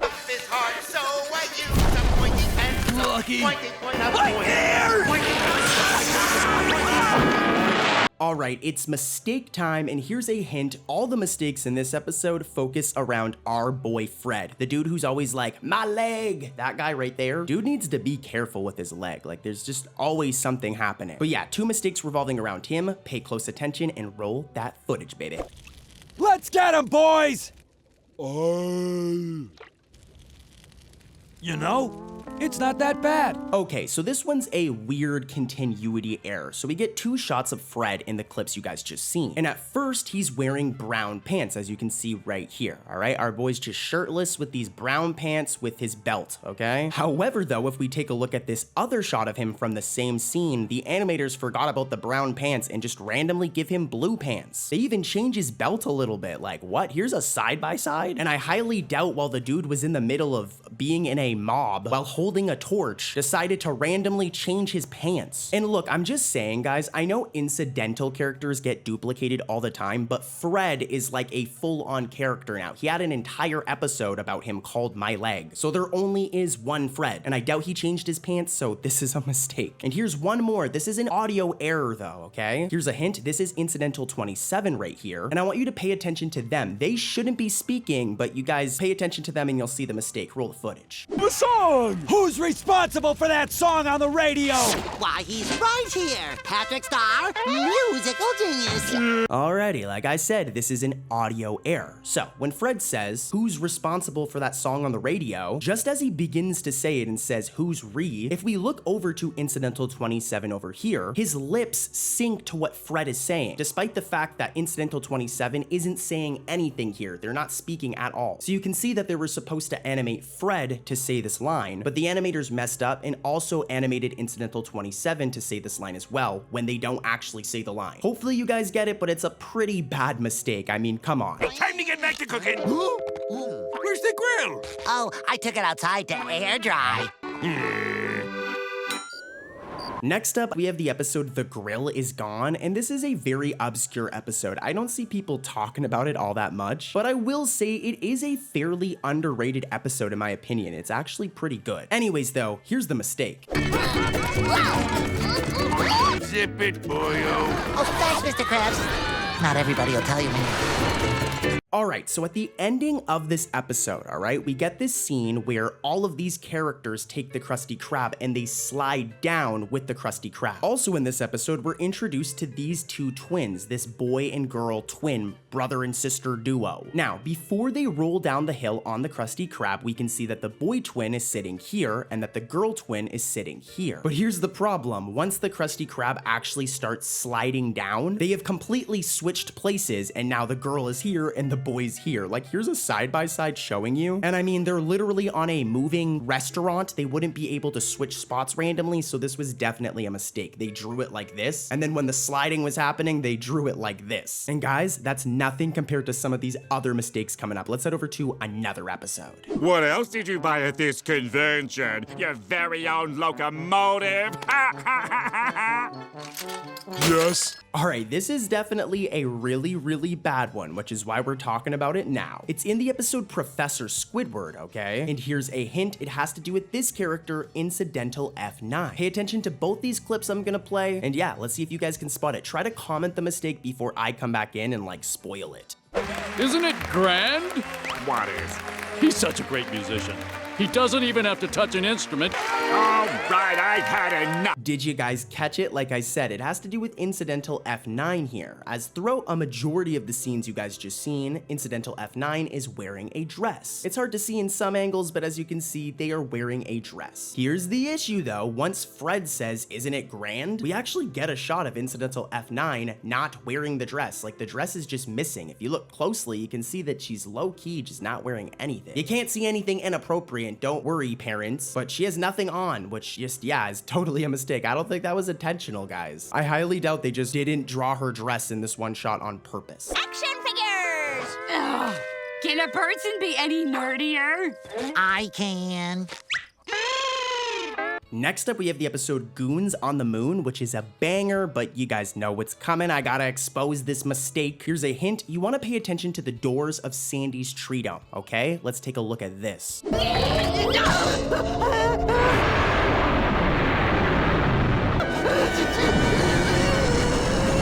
All right, hopefully you guys spotted the mistake, but this one is kind of a tricky one, so don't worry, Cartoon Corey's got you. After all, I have no life and spend every day looking for SpongeBob mistakes, so I mean, I definitely got you. But anyways, at the beginning of this episode, we can see that there is an airlock on Sandy's tree dome. And this is to make sure that air is locked in her tree dome, because as you guys know, Sandy's a squirrel, so she can't just breathe water like fish. She needs her tree dome, which has air in it. Yada, yada, yada, da da da da da, you guys know. But yeah, we see this airlock right here. But here's the thing, we get a similar shot during the liftoff scene, where we can see the same spot, which should have the airlock, but look, the airlock is missing. So here's a side-by-side, the airlock was there, but then in this one shot, the airlock is just gone. Poof, it magically disappeared, and this is a mistake. And a bad one too, because without that airlock, guys, Sandy, rip, R.I.P. Next up, we have a good old classic. We have Sailor Mouth. This episode is literally all about swearing, where SpongeBob and Patrick use words like these. Hello, customers. Nice day we're having, huh? Today's special is a Krabby Patty. These are swears in Bikini Bottom, and you guys should never repeat them. This episode is iconic, and I'm sure if you ask any SpongeBob fan, they'll tell you this is one of their like top 20, top 10 episodes. It's definitely one of mine, even though it has mistakes. Let's dive into one right now, guys. And here's a hint, pay close attention to Mama Krabs. I'm showing a PNG of her on screen. This is Mama Krabs. Pay attention to her. I guess you scallywags have earned a glass of lemonade.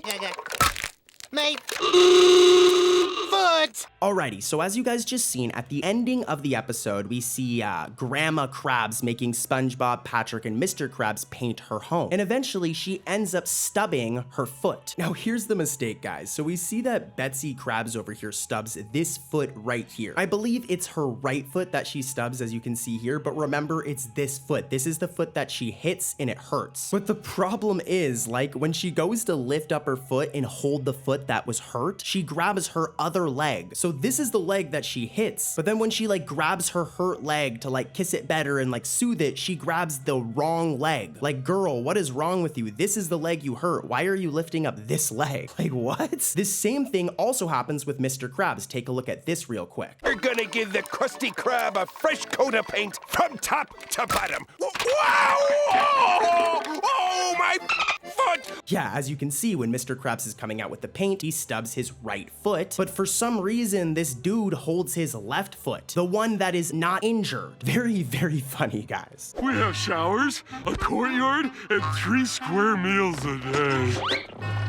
All chum. This next episode is another obscure one. I'm like 90% sure a lot of you lovely people have never watched this episode, and you're not missing much. It's not the best episode. Honestly, it's called Call the Cops. And we got 2 mistakes. Try to comment the mistake before I come back in and explain it. I know you guys can do it. You guys don't even need me to find mistakes. You guys can do it on your own. Roll that footage. He's over there! Stop him! That's me!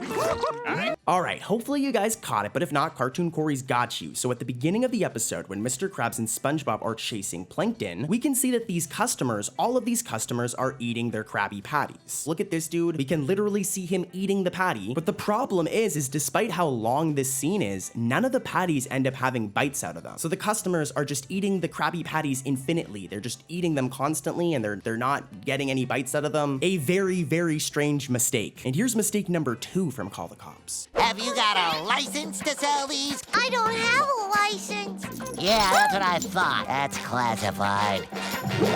This one is much worse. So throughout SpongeBob, a very common thing are bubble animations. And don't worry guys, this isn't a rough draft Korea bubble transition error. I know you guys probably know what I mean when I say that. This is a completely different type of error, but here are some examples of bubble transitions in SpongeBob, all right? You can see one here. Here's another one. They're a staple of the show. Well, in Call the Cops, when SpongeBob takes Helen the Felon to jail, as this bubble transition starts, we can actually see that they both just suddenly disappear out of frame as the bubble transition is happening. We kind of have to slow things down, but yeah, they just disappear, guys. You know what's also gonna disappear though? Some of these Nickelodeon animators when I expose this next episode's mistakes. Would you be our coach for the finals? What? I got better things to do than help you 2 dopes. Like polishing your empty trophy case? We're gonna be dancing in this next episode, guys, because we're talking about slimy dancing. And I've covered this episode many times before, but I actually found a new mistake that is like hilarious, okay? This mistake is really funny. You need to hear this clip though for it to make sense. Roll the footage. The rulebook clearly states a single dancer must perform without any further assistance from a partner. All right, so let me explain, guys. So in this episode, there's a big dance competition that Squidward wants to enter in and win. SpongeBob and Patrick also enter the competition. Now here's the thing. The rules of this competition state that a single dancer cannot be assisted by a partner. So this means that if you're going to enter the contest, you can only dance by yourself. You can't get help from anybody else, and you can't dance with another person. It's a solo act. But here's the problem, right? In this episode, SpongeBob and Patrick both audition together as a team, despite the rules, and they even make it to the finals of the competition, when again, the rules state that you cannot do it as a team or a pair, you must do it by yourself. So that right there is a mistake. And also, this seahorse character right here should have also been kicked out of the competition because it's a two-person costume. As you can see, there's two people in the costume, which again, you cannot be assisted by a partner. As you guys literally heard in those clips, so I'm rambling a bit, but this is a really funny mistake if you think about it. Here's one more from Slimy Dancing, though. By unanimous decision, we have a winner. Mine! I won! I won! I'll make this one quick because it's very, very straightforward. But when Squidward uses his arms to collect the trophy, look, SpongeBob's teeth turn yellow, which I don't even need to tell you guys is a mistake. As you can see here, his teeth are normally white. So yeah, still lots of mistakes to come though, guys. Do not click off yet. Things are going to get spicy. That is the stupidest dance move I've ever seen. Who put you on the planet? Up next, we have I Heart Dancing, another dancing-themed SpongeBob episode. How fitting. This time, though, instead of SpongeBob potentially sabotaging Squidward's audition at the dance competition, this one's all about Squidward trying to sabotage SpongeBob. It's actually pretty funny. Here are some funny clips, and then we're gonna get right into the mistakes. They're really bad. Okay, it's mistake time. Here's the first mistake. I'm gonna keep working on your routine until you get it right. And I don't care how long it takes. Now watch closely. All right, so soon after SpongeBob's cane dance here, if we watch very closely and we pause at the right frame, wait for it, boom, the animators just completely forgot to color in Squidward's nose, leaving it just like transparent. It's only for a frame, but his nose just has no color. Like, look at how weird that looks, dude. Like, Squidward, go get a nose, man. All right, this episode's about dancing, guys, so let's dance on to mistake number 2 from I Heart Dancing. Roll the footage, please. I got music, friend. In my mind. Oh, I love this song.